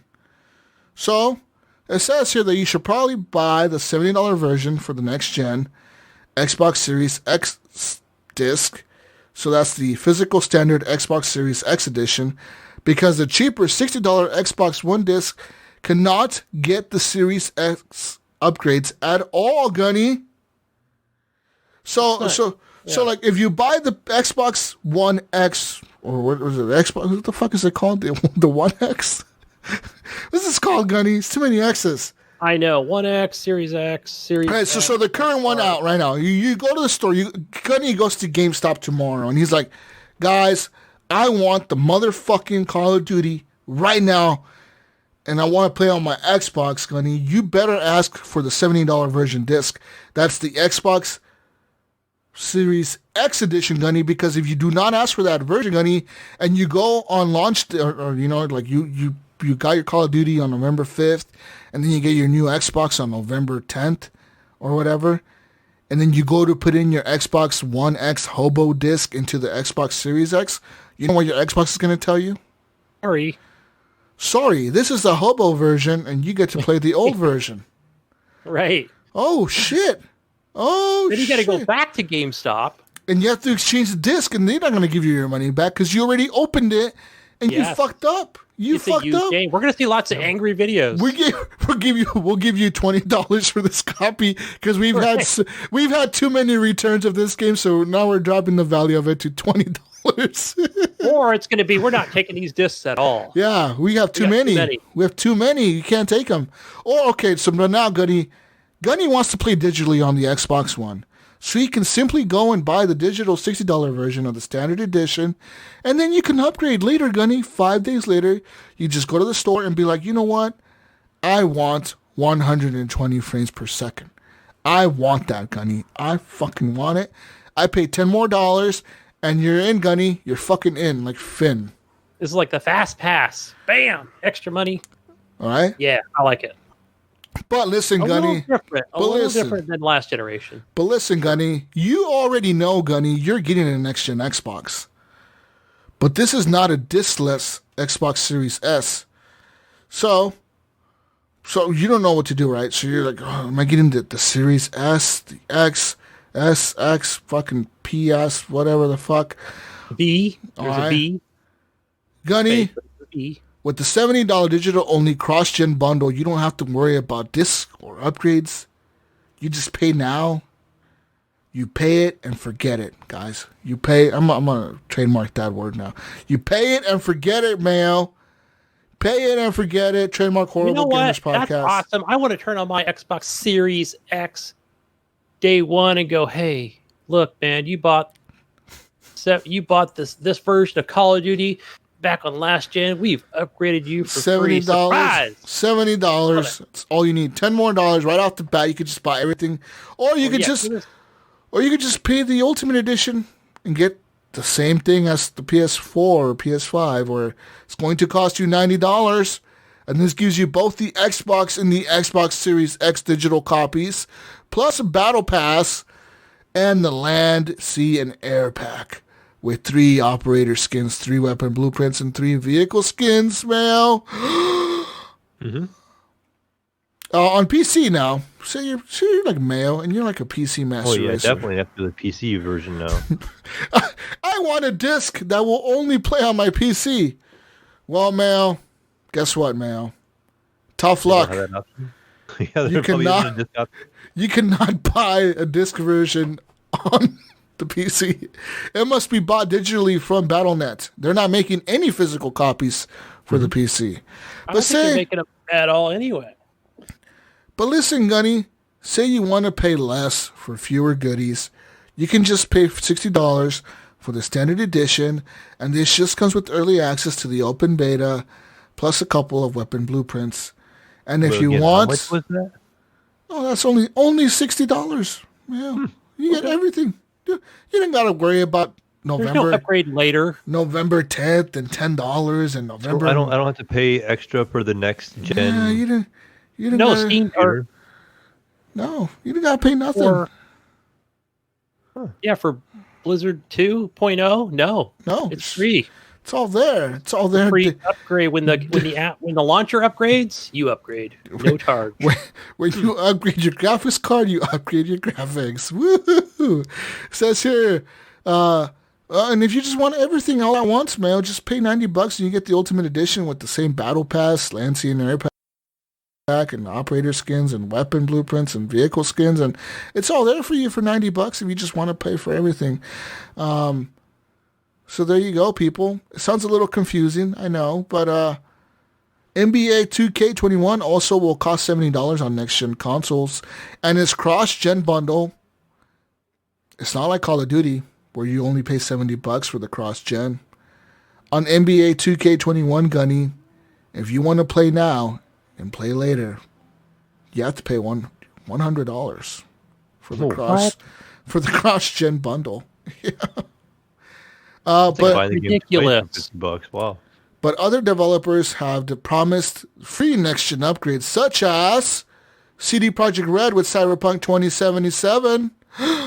Yay! How about the developers over at Hitman? Hitman 3 will come with a free upgrade to next-gen. Our friends over at Bungie with Destiny 2. Destiny 2 is going to come with a free upgrade to next-gen. Already free game. And our friends over at EA, Gunny, EA says that they will give a free upgrade to people playing Madden 21 to the next-gen systems. Yes. And Remedy, makers of Control, will not be offering a next-gen upgrade. So you have to pay $40 for the Ultimate Edition when it comes out. That's weird. I just can't believe they even threw out this shitty news. Even so, what, a couple months ago or a month and a half ago? Why so early? They don't give Why a can't shit. they just bring it on people at the last minute? They give no I don't know, fucks. it just seems, yeah.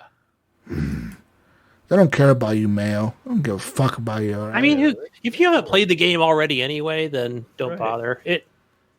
I don't know. What are they going to? Is it going to be $49 on the new consoles? Is that what they're gonna advertise it as? No, but to get you get a free upgrade to the next gen, but you have to buy the Ultimate Edition. But if you already own the game and the DLC, it doesn't count.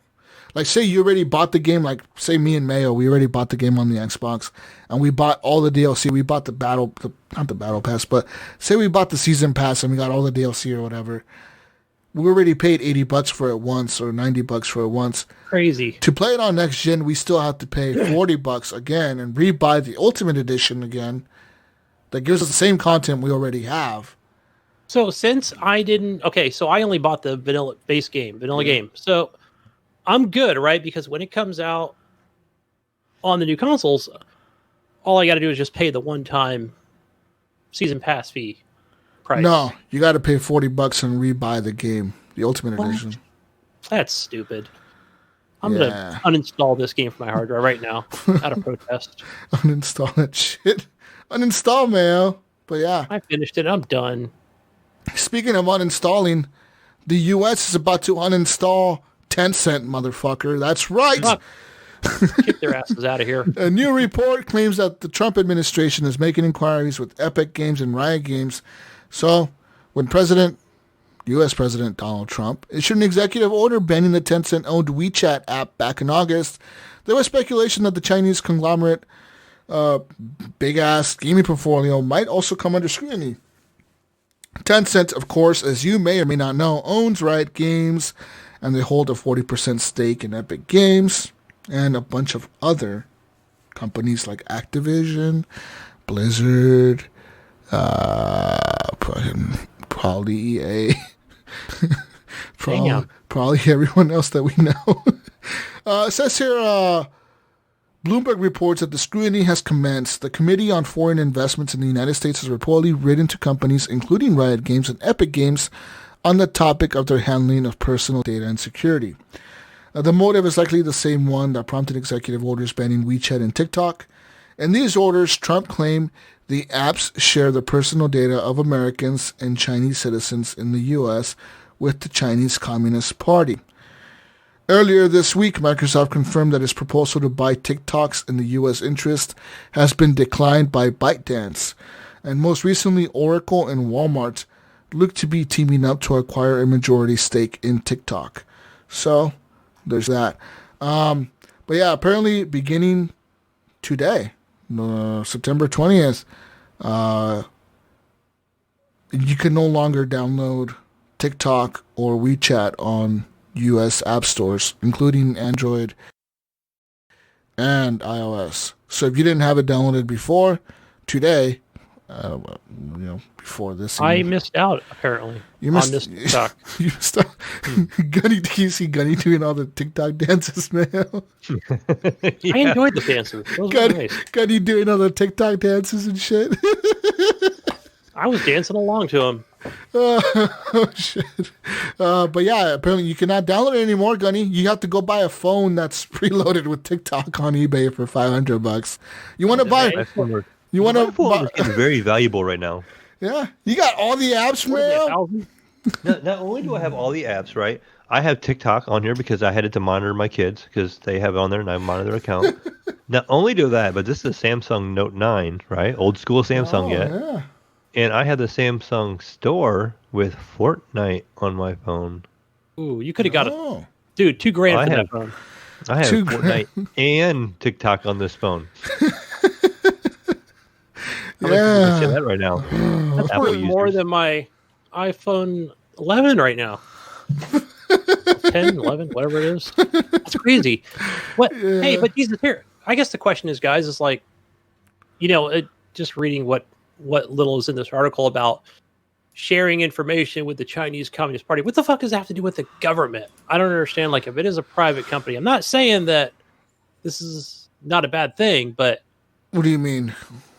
I guess what I mean is like if Tencent is asking information from whoever it is, but let's just say Americans, right? As far as your personal information, how the hell are they sharing it with the Chinese Communist Party? I don't understand. With Because government. Tencent is a Chinese company, Gunny, and I don't know if you know this. China owns everything. I don't know if you know this, but China is a communist country, and they own most of the companies that are from China, especially Tencent. Well, I guess maybe because it's heavily regulated by the government. I don't know. Not just that, but Tencent is pretty much the Chinese government's like spy dog. Like in China, Tencent is the company that helps the Chinese government use facial recognition. So what the U.S. is saying is that they're taking these videos, right? So they know your information when you log into TikTok. You usually link it to Facebook or you link it to Twitter. So they know who you are. They got your name. They got your email. So now they know who to search for on Facebook. When you log into Facebook with TikTok through Facebook, they know that they can go on Facebook now and search for you, and they see your pictures on Facebook. So they got, like I said before, they're the company in China that uses facial recognition. So now they could scan your face on Facebook, on your pictures, and your friends and your family. And now they go to TikTok, and when you're doing a video, you're moving your face, you're doing your expressions, and you're doing, you're talking. So now they know what you look like when you talk. So now they could put two and two together. So now they got your face, your information, and they can upload it to their servers in China and be like, hey, now we got all the information on this person. We know what they look like when they're talking, when they're making expressions, whatever the fuck, And that's how they track people. And pretty much what the U.S. government is saying is, why are we letting just another government that's not very friendly keep track of our citizens and our people? Yeah. It would be like the U.S. going to another country and like scanning their people and be like, hey, you got a database on your people now. Which I'm sure it happens. It happens both ways, but it's what it is. It's just a data thing. Like you're keeping track of people, and that's what it is. Yeah, I think I might have mentioned this before, but I know every time I go to Fiji, and my wife's brother-in-law, he brings up the fact that some of the people there, they have those Huawei phones. Who starts with an H. And he said, you won't find these much in America because these things are all tracked by the Chinese government. They're banned. They're banned in America. They can't sell them here. And actually, in Canada, what happened, the CEO of Huawei, or I'm not sure, I'm pretty sure it was their CEO, he was in Canada traveling, right? Like he flew to Canada to do some bullshit for the company. And as he was flying out of one of the airports in Canada, the Canadian government arrested him, and they were holding him in custody to extradite him to the U.S. because the United States wanted him arrested for spying on the U.S. through the fucking use of Huawei phones. But what China did in return, they arrested a bunch of Canadians in China, Canadians that were visiting Hong Kong. As they were leaving China or Hong Kong to come back to the U.S., the Chinese government arrested them and said, hey, you have our guy, or we have your citizens. So what do you want to do? And the Canadians, they were just tourists, and they were arrested for spying on the Chinese government party. Like the Chinese government said, you guys are under arrest for spying on us. You came here to spy on us. And the Canada was like, hey, motherfucker, those are just people. And they're like, well, that guy's just the CEO of a company. So you see how like this whole thing plays out. They're like holding people fucking hostages pretty much. And so yeah, that stuff happens. But apparently this TikTok is still available, Gunny. Don't be scared. You can still download it, Gunny, because now TikTok is not owned by Tencent. It is owned by TikTok Global. This is a U.S.-based company. That Oracle has now a 12.5% stake in this new TikTok Global, and Walmart has a 7.5% stake on this new TikTok Global. This company is going to be headquartered here in the United States, and it will provide service to the American users and most users in the rest of the world. And 4 of the 5 board members of this company, Gunny, are going to be American. All right? They're going to be American. Oh, yeah, that's right. American board members. Share your fuck shit. America, fuck yeah. I tell you what, we're not going to share any, like, your information. Here is a 10-page thing you got to scroll through. It's about 2,000 words, and just go ahead and hit accept at the end. Thank you very much. Have a good day. Just hit agree and keep on going. Also, it says here that both Oracle and Walmart are going to take part in the new TikTok Global pre-IPO financing round. And it says here which they can both take up 20% of a stake of the company. And they say that this is also going to create jobs, Mayo. It's going to create jobs in the new headquarters in the U.S.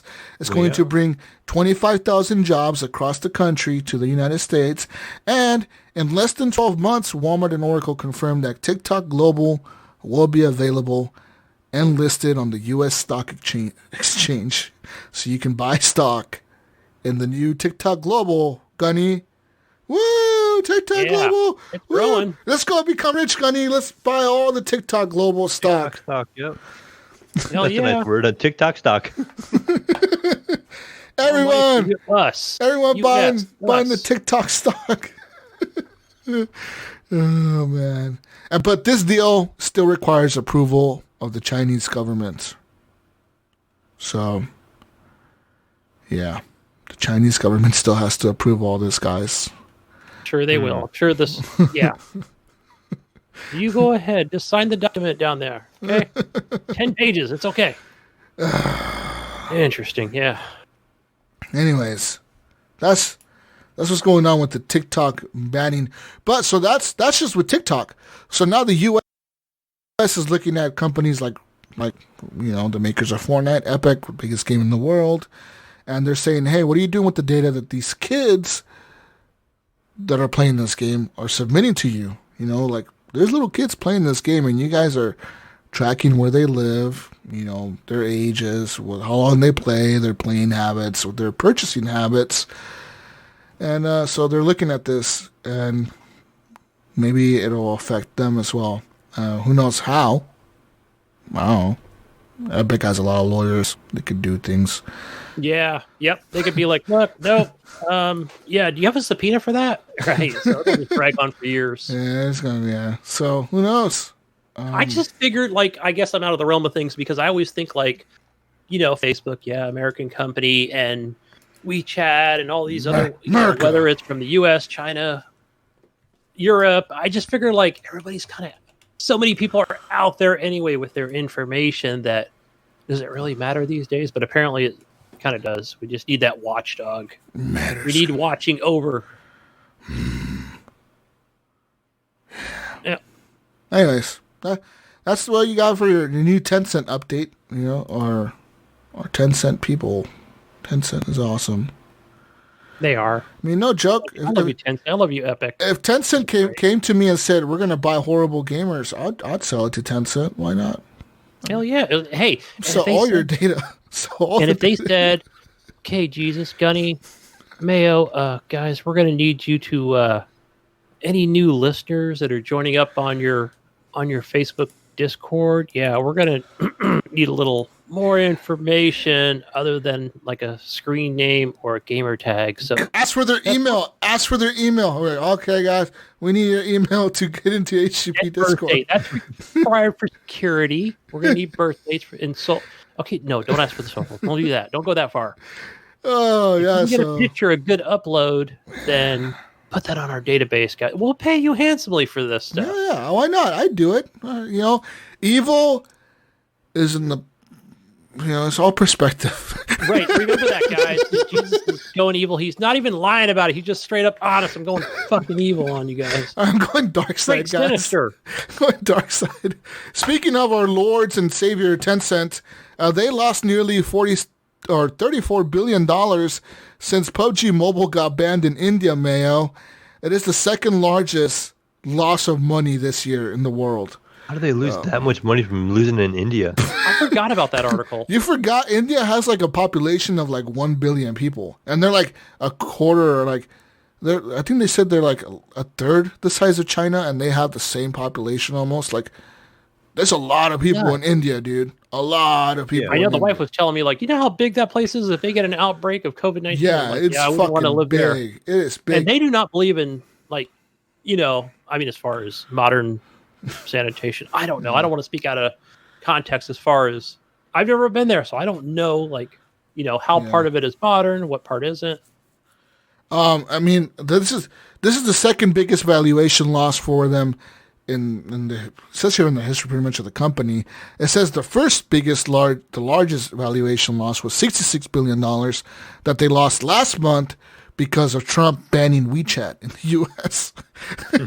So, man, I know I know we did those articles like well over a year ago, or even probably more than a year and a half. Do you remember what that was? What that contained? Those articles? No idea. Yeah, it says here. It was another country as well. It says here Tencent in India. PUBG, when PUBG Mobile first launched in 2018 for Indian users, apparently it became a huge fucking hit in India, and not just in terms of the people rushing it down with the game, but the culture around the game. It says here restaurants, bars, gaming, everything revolved around PUBG. Like, they even sold PUBG level 3 helmets at stores. You could buy a PUBG level 3 helmet, Mayo, and walk around India, and people would be like, "Oh, that's a cool fucking helmet, bro. Fucking cool fucking helmet." Wearing those shirts and pants. Crazy. Yeah. I know it's like big over in like Australia and Fiji. Yeah, but apparently, earlier this year, India released a list of banned apps that were developed in China, and the gamers in India were happy that PUBG was not on that list. Like India banned a bunch of shit that was made in China, but they're like, PUBG is still on here. But there was a fucking skirmish at the Galwan Valley border with China where 20 Indian soldiers lost their lives. And there was an undisclosed number of casualties on the Chinese side. And come September, there was another face-off between Indian and Chinese troops. This time it was along the southern banks of Pengon Sol Lake. And this led to the release of another list, Mayo. And this fucking list included PUBG Mobile. and his sister sites and his sister apps like PUBG Mobile Lite and PUBG Mobile Nordic Map Livik. Well, that shit got banned. And it says here that according to PUBG users, India makes up a fourth of its entire user base. And so it says here Tencent first set its sights on India in 2017 when it pumped $700 million into India's most valuable internet at the time, Flipkart. And then they pumped another $1.5 billion into the cab-hailing service, Ola, which was already leading in China. So, I mean, in India, PUBG downloads are 24%, Gunny. All right? But PUBG... In China, it's only 16.7% of downloads. In the U.S., it's only 6% of the PUBG mobile downloads. So, that's fucking insane. According to here, according to revenue from PUBG. Downloads are up. It says here China is giving them the most revenue at 52%. The United States is second with 14% revenue of the entire earnings since PUBG came out. And Japan is in third place with 5.6% of their entire earnings. So, in terms of downloads, India has the most downloads, but China still gives them the most money, and the United States is not too far behind. Yeah. So that's how this all connects, man. Tencent has their hands in everything, man. Everything. Yeah. Yeah, they're They're smart. For sure. Anyways, that's all I have for news, people. It can make you all scared of the Chinese 10-cent government. And I know Mayo's not paying attention, because they just bought 30% in Steam, right? Oh, wait, what? Yeah, right. That ain't happened. Steam, what? I'm kidding. No. Gabe ain't doing that shit. Yeah, Gabe says, I'm just going to go visit Australia or New Zealand for, 8 months for quarantine. I'm going to accidentally get stuck in the only country that has no COVID cases. I'm going to go get stuck there during a pandemic. Yeah, I'm a refugee. I am just a refugee here. Guys, it's so hard for me to wake up and live in this 5-star resort. It's so hard for me to wake up every day, Gunny. You don't know how hard it is for me. Oh man, they only have Foster's beer here. Oh, what am I gonna do? It's so hard for me to get my butlers, Mayo, to bring me food every day. Right. Oh, it's so hard. Running out of hotel credits here. Fucking ridiculous. Oh man. Anyways. We're all right. Let's move on, folks, to the console corner. Oh God, the good old console corner. Nothing much has changed for the month of September for PlayStation, Street Fighter V, and PUBG. Get your PUBG on your PlayStation at 30 frames per second. All right, and over to Xbox One. I know you guys talked about it last week, but I think I misspelled it. You said the Book of Unwritten Rules, or was it Unwritten Rules something. 2? I don't remember. Unwritten Rules. Anyway, go get that. And Armed and Dangerous from the OG Xbox, because you can over on Xbox. You can do that. Play those old ass games. They're backwards compatible. One feature I wanted to talk about was the Xbox Game Pass, which is new. So for the PC Ultimate Game Pass people, Company of Heroes 2. I did get a chance, Mayo, to download this, try to start playing it, but Good was game. playing it. Yeah, I think it was Company of Heroes. I was trying to play this back on an old, maybe even a laptop or PC, and it just couldn't run it. And yeah, that was probably one of the last few good top-down RTS games that I remember. Like today's RTS games aren't as good. It was different. It was really good, and it was nice. It was I'm trying to remember, it's World War II, I think, right? Yeah, Good graphics, and I don't know how well they hold up, but at the time it was a really good looking game. It played really good, and it was fun. I enjoyed it. Yeah, I can't wait to get in and actually be able to actually get to play it. I'm not big on RTS games, but I'm like, oh man, cool, I get to play this. But I think I was trying to play, some other stuff at the same exact time with the limited time I had. But go get Company of Heroes 2. I think it's only available on PC for Ultimate. I don't think it's available on the console itself. But what is available everywhere is, for Game Pass, Resident Evil 7 Biohazard, the Gold Edition. Have it downloaded. I'm ready to play it. Just need actual time. I know Ryan played this, but he played it on, either had the disc or had it on PlayStation. But yeah, I'll get around to playing that. But the gold free play days, which is like you just get to play it for 7 full days, I believe it is. And that's that Hunt Showdown. So if you're listening to us like a Sunday, then it should still be available till the end of Sunday.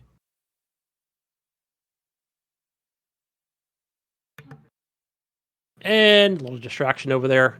Over to your Epic Store. Evil Epic Store, which I like. You have 3 free games this week. You get to buy or get for free. No charge, no subscription fees, folks. Go get Football Manager. I believe that's football as in soccer. If you're American, it's soccer. Second game is called Stick It to the Man. And your third game, which is pretty cool, Watch Dogs 2.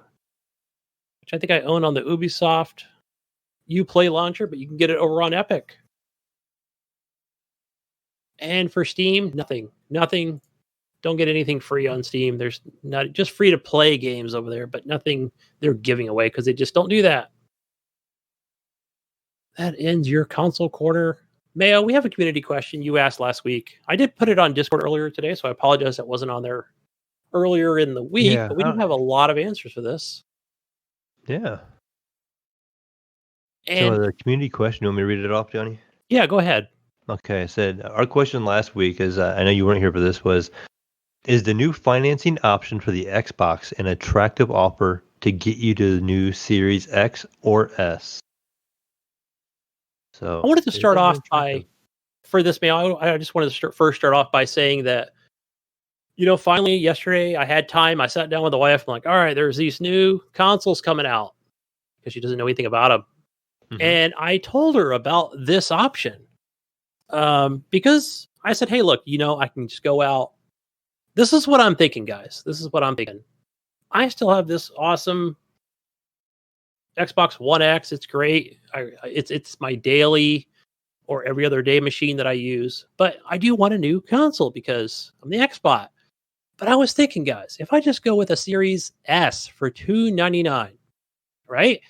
Hey, either just go pay full price for it, or maybe even this $25 a month with, and I think it's Game Pass Ultimate that I get for 2 years for $25. That just seems like a really sweet deal.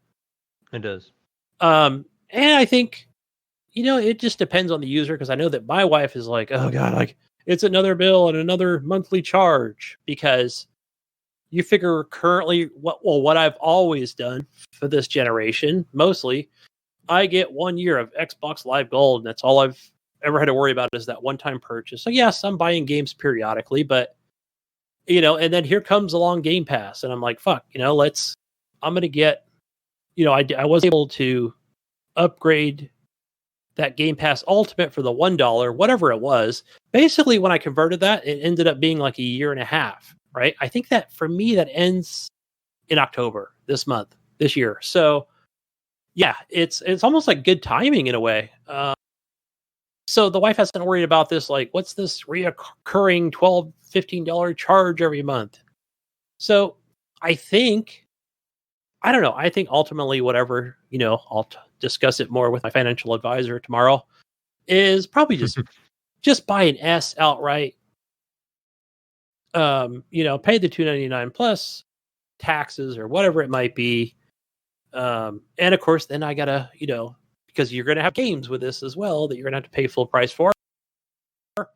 So I think that might be maybe a better option for me personally at this time, with new house, new bills, new furniture, and everything else going into it. But I'm glad that there is that option there for people that don't have money to stake down $299 plus tax plus games. I'm glad that they're also doing it like online with other retailers. So that's cool. I thought it was just going to be a Microsoft store thing, like there's more ways to get this in other countries. What about you, Mayo? Any thoughts on this? Yeah, I don't know. Like my thoughts on the financing options and stuff like that is, I probably won't. I'll probably just buy it outright. I was just thinking, it just jumped in my head. I remember reading somewhere that GameStop is giving $200 for the Xbox One X. Yeah, I think. Right, and that reminds me, Mail. Let me just real quickly say that I have that PlayStation 4 Pro in there. I have games that are just either barely started or halfway, and I'm like, and the wife did mention that. I failed to mention that earlier. She's like, "Are you going to trade in your PS4 Pro?" I'm like, "Fuck!" I'm thinking in my head, like, I really don't want to. I use it. Yeah. I use the VR headset. But I was just kind of thinking in my mind right away is I don't really use it. I bought it, like a year ago, and I use it for a little bit of Twitch and maybe just a little bit of couch co-op type stuff. But I haven't really used it. I'm like Jesus. I'm really bad on shooters with a controller. I don't have a headset to play online in voice, so I don't play with any of the community or anything like that. Like maybe while I can get $200 for it untraded, maybe I should just trade it in toward an X, and that way I just have it for the future. So I don't know. I'll kind of debate that one still. I'm not really sure. Yeah, I wasn't planning on buying an Xbox. But I could maybe trade it in for $200 toward a PlayStation. Then is an option, right? So because you seem to be more geared towards, like, you like those. Well, I don't even call them PlayStation. PlayStation games. They're just more of those console launch exclusives, right? That are not even, they're not, Yeah. what do you call it? They're not developed, but what's the other word I'm talking about? Thinking of, if you're not the developer, you are the person in charge of the money, or not the producer, the publisher. Thank you. I couldn't think of it.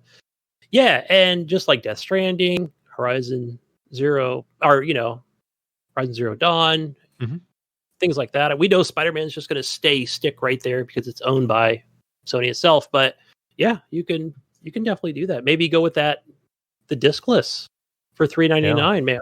That would be a good $200 toward that. It's half of it. I'm halfway there if I want to do that, because I really wouldn't miss it a whole lot if I traded in now. All the more use it's getting. I still have Game Pass on my PC, so I still have access to that library, and so. And with that new PlayStation, you'll still get your Netflix, you'll still get your Twitch, it's just going to be it's just going to be something you just can't play Gears of War and Forza on, right? Well, but I have the PC for that, so yeah, you're just trading one for the other for the same things that you're already doing. And then I can get the PS Plus package, and I can get my God of War Gunny. You get your collection of games of old PS4 games I get caught up on.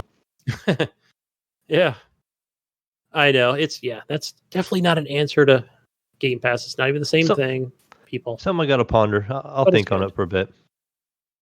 Yeah. Let's go to our first answer here from Jonathan Big T Hall. And he said he's definitely looking at doing this.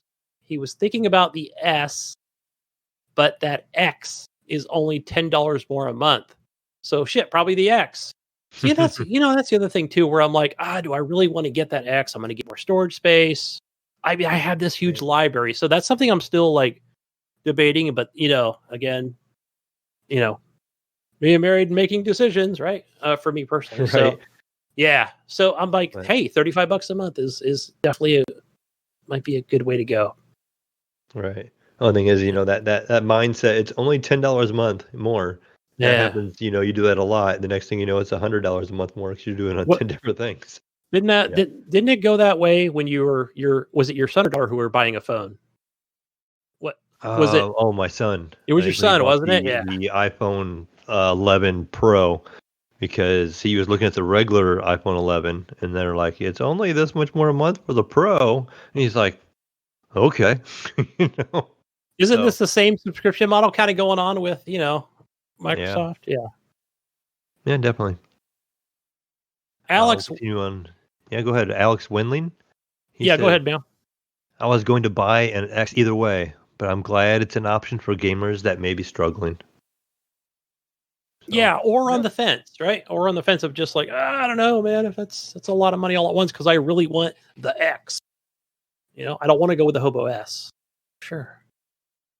Normie Late says, for me, it's not, but I don't like having debt. For the most part, the exceptions are mortgage and car payments. If I buy something, I pay for it up front. Right, that's just one less bill for sure. You don't have to worry about like, did I pay it on time? Did it go out on the first? Like I have everything else. Can't afford it, you don't need it, right? Right, Normie? That's right. Brian Tulip Jr. says, I was not planning on getting one this year, but it did pique my interest. And even the wife mentioned something since she has seen it across her Facebook page. Yeah, and I had seen an ad too on Facebook as well for that. At least they're getting it out there. Kyle Wilkie says, you finance a home. If you are financing a gaming console, you made a wrong turn somewhere on your life path. You chose the wrong quest, man. Maybe that was a response for somebody, but.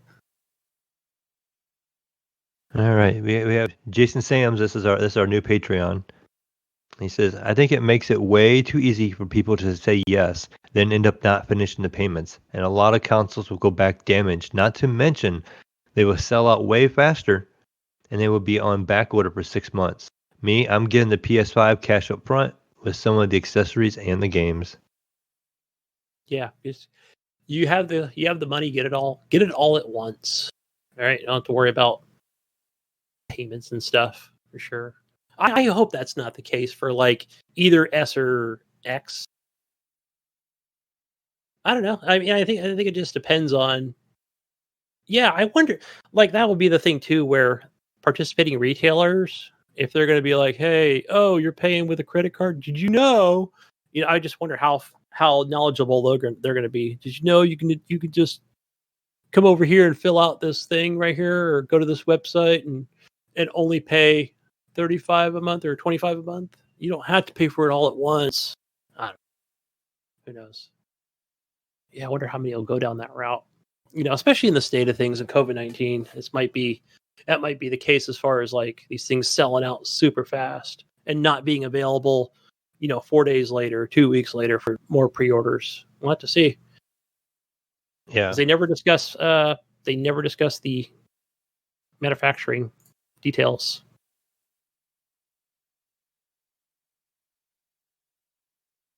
what else we got? We got Sean. I'm Spoiler. He says he's not to mention me personally because I hate monthly payments, but it makes total sense for a lot of people.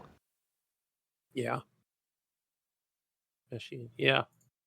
Kyle Wilkie says it shouldn't make sense for anyone. Save your money and buy it outright. You're basically renting something that depreciates in value. It's like renting a couch from rent to own. I think the difference though there, yeah, I remember, Mayo, just real quick, I think I was 18. I remember living with my sister, not making a lot of money at all. Still had a, full-time job making shit wage, but, it wasn't like the best area, even though it was like a, little rich town. But I remember my town was like a little really popular back in the day. Mm-hmm. And yeah, couches and tables and TVs. I think you could have even gotten a, what was the Sega Dreamcast, was out at the time. The PlayStation 1 was out. And yeah, like people just wouldn't pay the bill and they can come get that shit, That's the way that worked. We're coming to pick that shit up, carry you out with it on the couch. We don't care. Yeah, you end up paying like shit, like triple the amount, when you sign that stupid document. Yeah, this is crazy. I never got anything from there. I was like, all right, I know I can't afford that. I'm not going to pay that amount. But no, I think this one's a little different, right? Like, I think they screw you as far as like credit wise, right? Isn't that what they do? Like, hey, you keep this thing, you don't make no payments, but your credit's going to be shot, right? Yeah, probably. Delinquent is what it's called, right? Yep. So that's another fear, right? Where you like, I don't want delinquent payments, and screw up my credit. All right, so I lost my spot here real quick, Gunny. Oh, I think Kyle was just saying that. Oh, it might have been a response. He was talking about $20 less. Yeah, isn't that the deal, right? Where isn't it like $20 or $40 less when you go the credit option rather than paying outright the full amount? Yeah, I didn't do the math. I know we did it real quick last week, but yeah, I've been hearing $20 less. Interesting. That I guess that's because you're basically getting 2 years of Game Pass Ultimate, right? It's not so much that this is a sweeter deal because I don't know. It's you're just getting everything. I assume the way this works now is, when you get your box, right? And you've already gone through the credit check, the box arrives, and I assume they just give you one code, or maybe even like 2 different codes on 2 different cards for Game Pass Ultimate. You just put them all in at once, and boom, you got 2 years. Yeah. I wonder how that's going to work. Or does it just come on the console? I don't know. It's probably going to be a card that comes with the console, probably. They probably have a special console for this financing option that is probably prepackaged. Oh, right. And then they just throw in 2 cards 1 year each, sort of thing. Yeah, something like that. Yeah, Jim Piper, he says, I just wondered on everyone that says that this is a bad idea. Do you pay on your entire cell phone up front, or do you pay for it on a monthly basis? I think it is a great idea. I already pay $15 a month for Game Pass, It's a lot easier to come up with the extra $20 rather than paying the whole $500 up front. And you actually pay a little less. Yeah, if you're... But yeah, I mean... How do you say it, Mayo? I don't want to say like, oh, if you're a responsible person, but I think... Because even my wife, I would say, is a responsible person financially paying the bills, but it's just one more thing for her to remember. I don't know. Maybe we just do the auto payments, but to me, it doesn't really matter. Like, you can be responsible with your money and just sign up for this and be like, you know what, I'm just going to do it this way. And that's just how I want to do it because I don't have any problem with that. Or if you just want to pay for it up front and then just pay for it up front, and it's just, however you want to do it. I don't think it's any less responsible to do a monthly, financing option. Some people do that kind of stuff to actually to build their credit. If you're younger, and say you're 20 years old like Jesus, back in 2007 when this Xbox 360 first came out, maybe you're trying to build some credit. So maybe this is going to give you a good credit report. You can go out, you can buy yourself an Xbox, you can enjoy it for 2 years, build some credit, and you're having fun while you're doing it. Yeah. So. Yeah, and you got extra money for beer. Woo! Right. Yeah. See? Yeah. As Kyle Wilkie says, he said, hey, look, a phone bill is different. Also, my phone itself was $0. What kind of phone did you get, Kyle? A Huawei phone? Did you get one of those little Nokias? Get an AT&T phone? But he's asking here, will you not be paying interest on finance? It would cost you more overall. And that's not true. Actually, this is 0% financing, so you will not be paying any interest on the finance. Now, if you miss a payment, you will be paying a lot of interest. Yeah. On your finance. Because I think there's retroactive, so if you miss a payment, they go back whatever you already paid and add that interest onto your current balance. I know the balance is like $600, so whatever, you miss a payment at the very end, you miss like a payment or something, like a year and a half into it. I'm pretty sure it goes back to the beginning and they add the interest of all the months. Right, they just charge you all of it. Yeah, up front. So so then it's like a credit card. It extends your fucking shit out to, instead of being 24 months, now you're paying it for 36 months, motherfucker. Woo! Xbox owns your house now. Right. On your house now. Phil Spencer's gonna come into your fucking sleep on your couch whenever he wants to because he owns it now. Yeah. You're gonna have a group of guys with leather jackets on and baseball bats coming to your house if you don't make payments sometimes. See, Phil, I could just be sitting there going, fuck, man, I got to extend this shit in. Knock on the door. I open up. Phil walks past me with that big smile, sits down with his leather jacket, flicks something off the side of his, his jacket. You have any tea? Where's my money, Gunny? I want some herbal tea. Hey, Gunny, I hear you got my money. Where's my money? I'll be like, Phil, did you wax your teeth? And the jacket with the same wax? Motherfucker. He gonna be in the collecting, Gunny. Him and Major Nelson show up to your fucking house. Him and Major Nelson show up to your house and whoop your ass, Gunny. Yeah. I'll be like, Phil, is that Mustang really a classic you're driving? Come on. Jonathan Arcelo says he thinks it's better to just pay it in full so that you don't have to worry about bills all the damn time. That's true. Pay it once. That's the benefit of paying shit off. You gotta worry about the bills. Yeah, that's true. Right? I mean, that's a thing too where I think even when I come to the wife and I just come to her one time, hey, check out, if I give Microsoft this much, I don't have to pay again until October. So she likes that. So why the hell did I even ask her that question yesterday, Mayo? Why? I don't know. Options, man. I had to hear the option. Yeah. I think. I don't know. Let her feel better that way that she has the option. Yeah. There's options, man. You can pay it now or pay it later, pay it every month. Yeah. Chris Brown says yes. I'm thinking about the Series X. So yeah. Get the X, Chris. Don't get the Hobo S version. It only upscales 4K. Fake ass 1440. Fake 4K. Yeah. 3.9K. Can't even play old Xbox One games. with Who the wants disc fake drive. K? Yeah, no one. Bill Gardner says, he said if he wasn't in the middle of a divorce, didn't have to file for bankruptcy, it's super worth it. He also has 3 years prepaid of Game Pass Ultimate, so he's not sure how that would work. I think you would have 5 years of Game Pass Ultimate. No. You know what? And that's the other thing. No, because the limit is 3 years you can prepay. They just give you a card. So that would be it, Bill. Maybe let's say they gave me 2 cards, right? 1 year, 1 year. You could sell those cards. Bill, I'll give you $40 for each card. There you go. Such a ripoff. Yeah, these cards are worth like $170 each. I'll give you $50.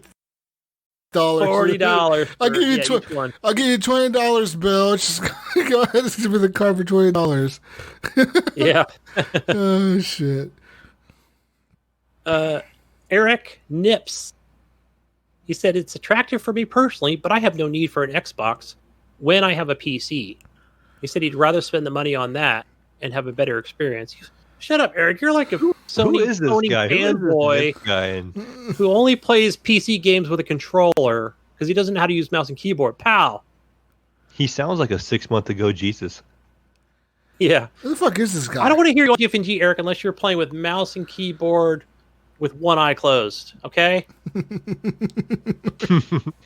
This sounds like a 6 month ago Jesus, Gunny. Does it not? It does. Yeah. His first PC he has, he's enjoying it. He's playing with a controller. Next thing you know, he's talking about upgrading his graphics card. And then he's buying a new motherboard. And he's buying a new monitor. And he's got high frame rates. And then I want to hear you, Eric. I want to hear you go, yeah, I turned on my PlayStation to play some Destiny 2. Was like, oh my God, it's a slideshow. This is awful. It's all blurry. And I don't know it's just bad. I tried to hook up my mouse and keyboard to my PlayStation 4 to see if it would be a better experience, and it was still a slideshow. I should have done that. I should have hooked up my PS4 to my monitor and somehow connected my mouse and keyboard to it and try to play Call of Duty with that. You get like the zero, I won't say no lag, but zero response time there. I don't think it would even work. It would be like, fuck you, use a controller. Yeah. The hell are you doing? What the fuck are you trying to do right now? This isn't Fortnite. Put a fucking controller on. Oh shit. Yeah, this sounds like old Jesus. Next thing you know, it does. Eric will be building a new computer pretty much. He'll be calling me, and I'll be making a trip to Michigan, up to 8 Mile, dodging the bullets. I'll get up there, put the PC together, run back here to nice Ohio. To nice Ohio. Where it's safe. Where it's safe. Right. Yeah. Even RoboCop would get fucked up in Detroit these days. Yeah.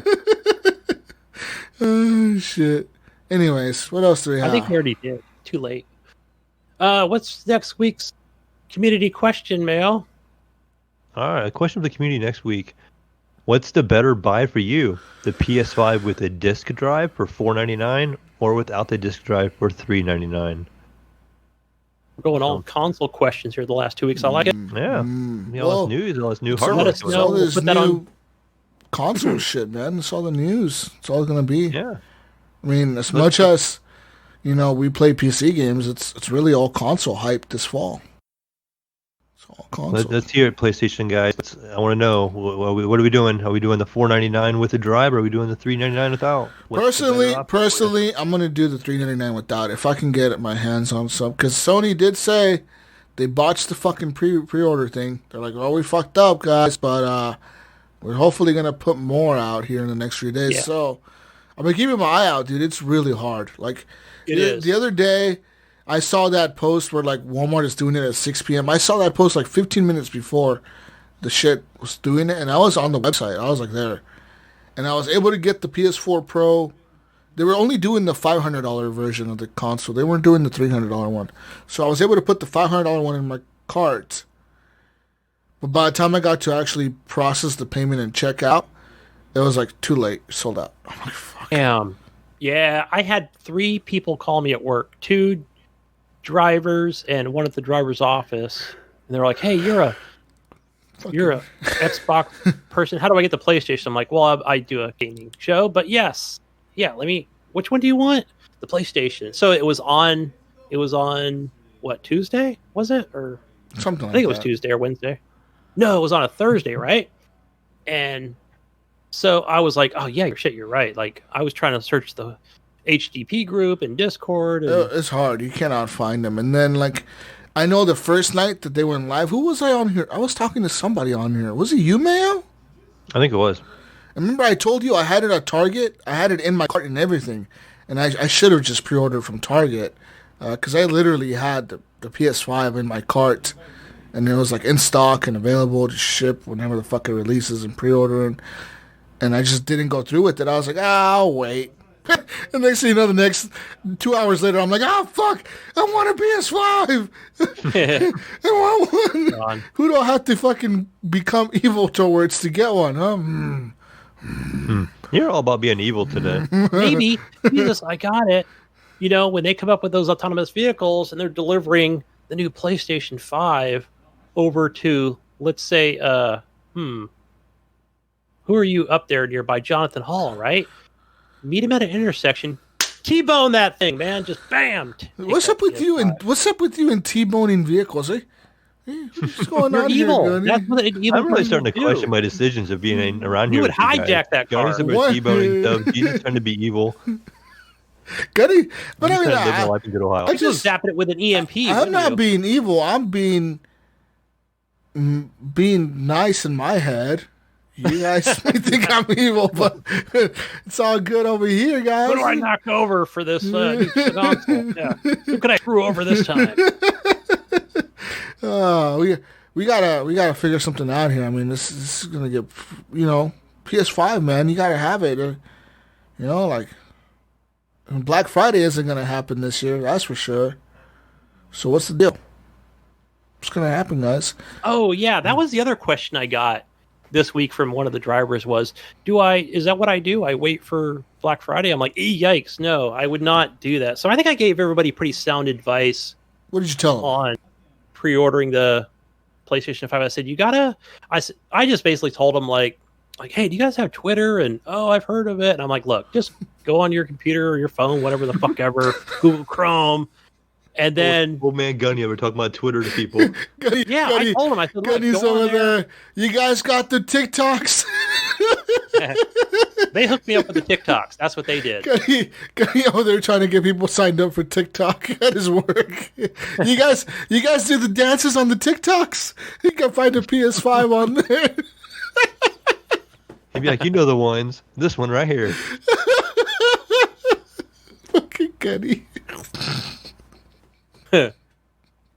China over there, the Chinese Communist Party's over there looking at Gunny. Don't sell his profile. You see him dancing? Holy no, not gonna happen. Gunny will save us from the Chinese Communist government. Gunny himself with his dances. Oh shit. Gunny, you're so hipster, dude, but like you're old. You're a boomer hipster, Gunny. You're like Jonathan Hall almost. Almost.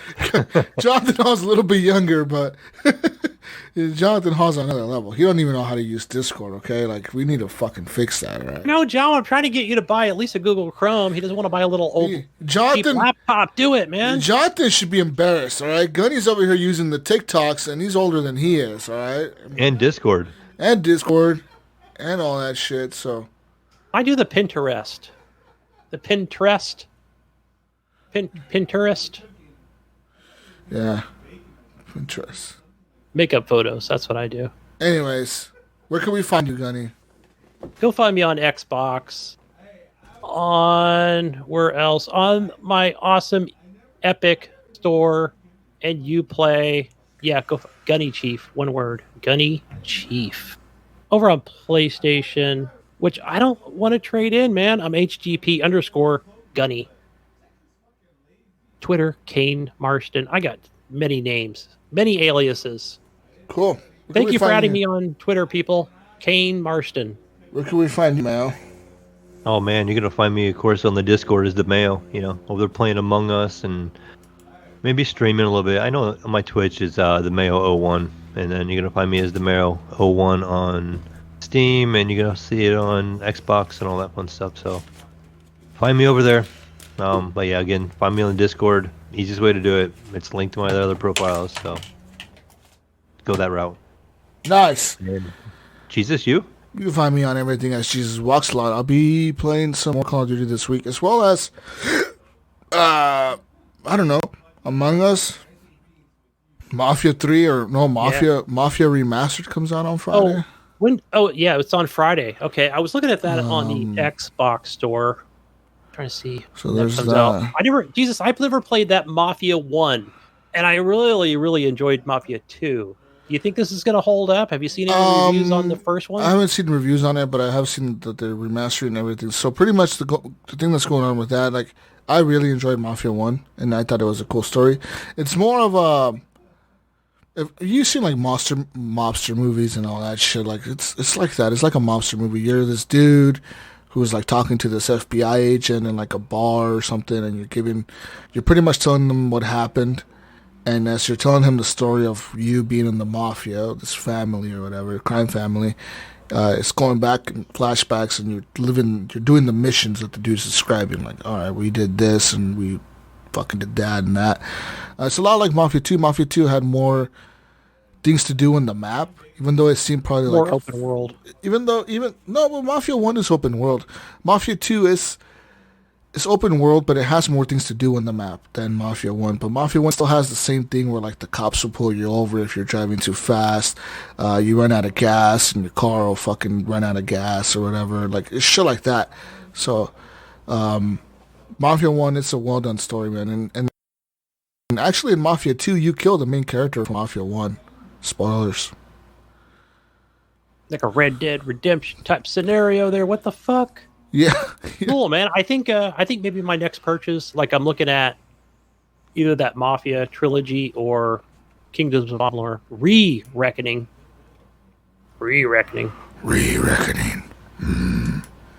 Anyways, right here, people. Peace out, Brussels sprouts. We'll catch you on the next week's edition of the Horrible Gamers Podcast.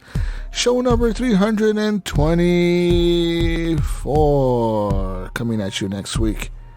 Thank you for listening. Thank you for listening. Thank you for being Patreon supporters, to the Patreon people, and thank you all for listening worldwide. We love you all. Peace out, people. Hopefully you get your PS5's pre-order. Right, Mayo? Right? Prepare for Tuesday. right. Xbox. Prepare for Tuesday. 8 a.m. Pacific time in America and Canada, and whatever time in the other parts of the world. 9 p.m. or 9 a.m. CEST, and then fucking... Was it in Australia? 8 p.m. Australia time or something? 9 p.m. Australia time? I forget. The article. In front of me. Bye! Bye, everyone! Bye! Have a good one.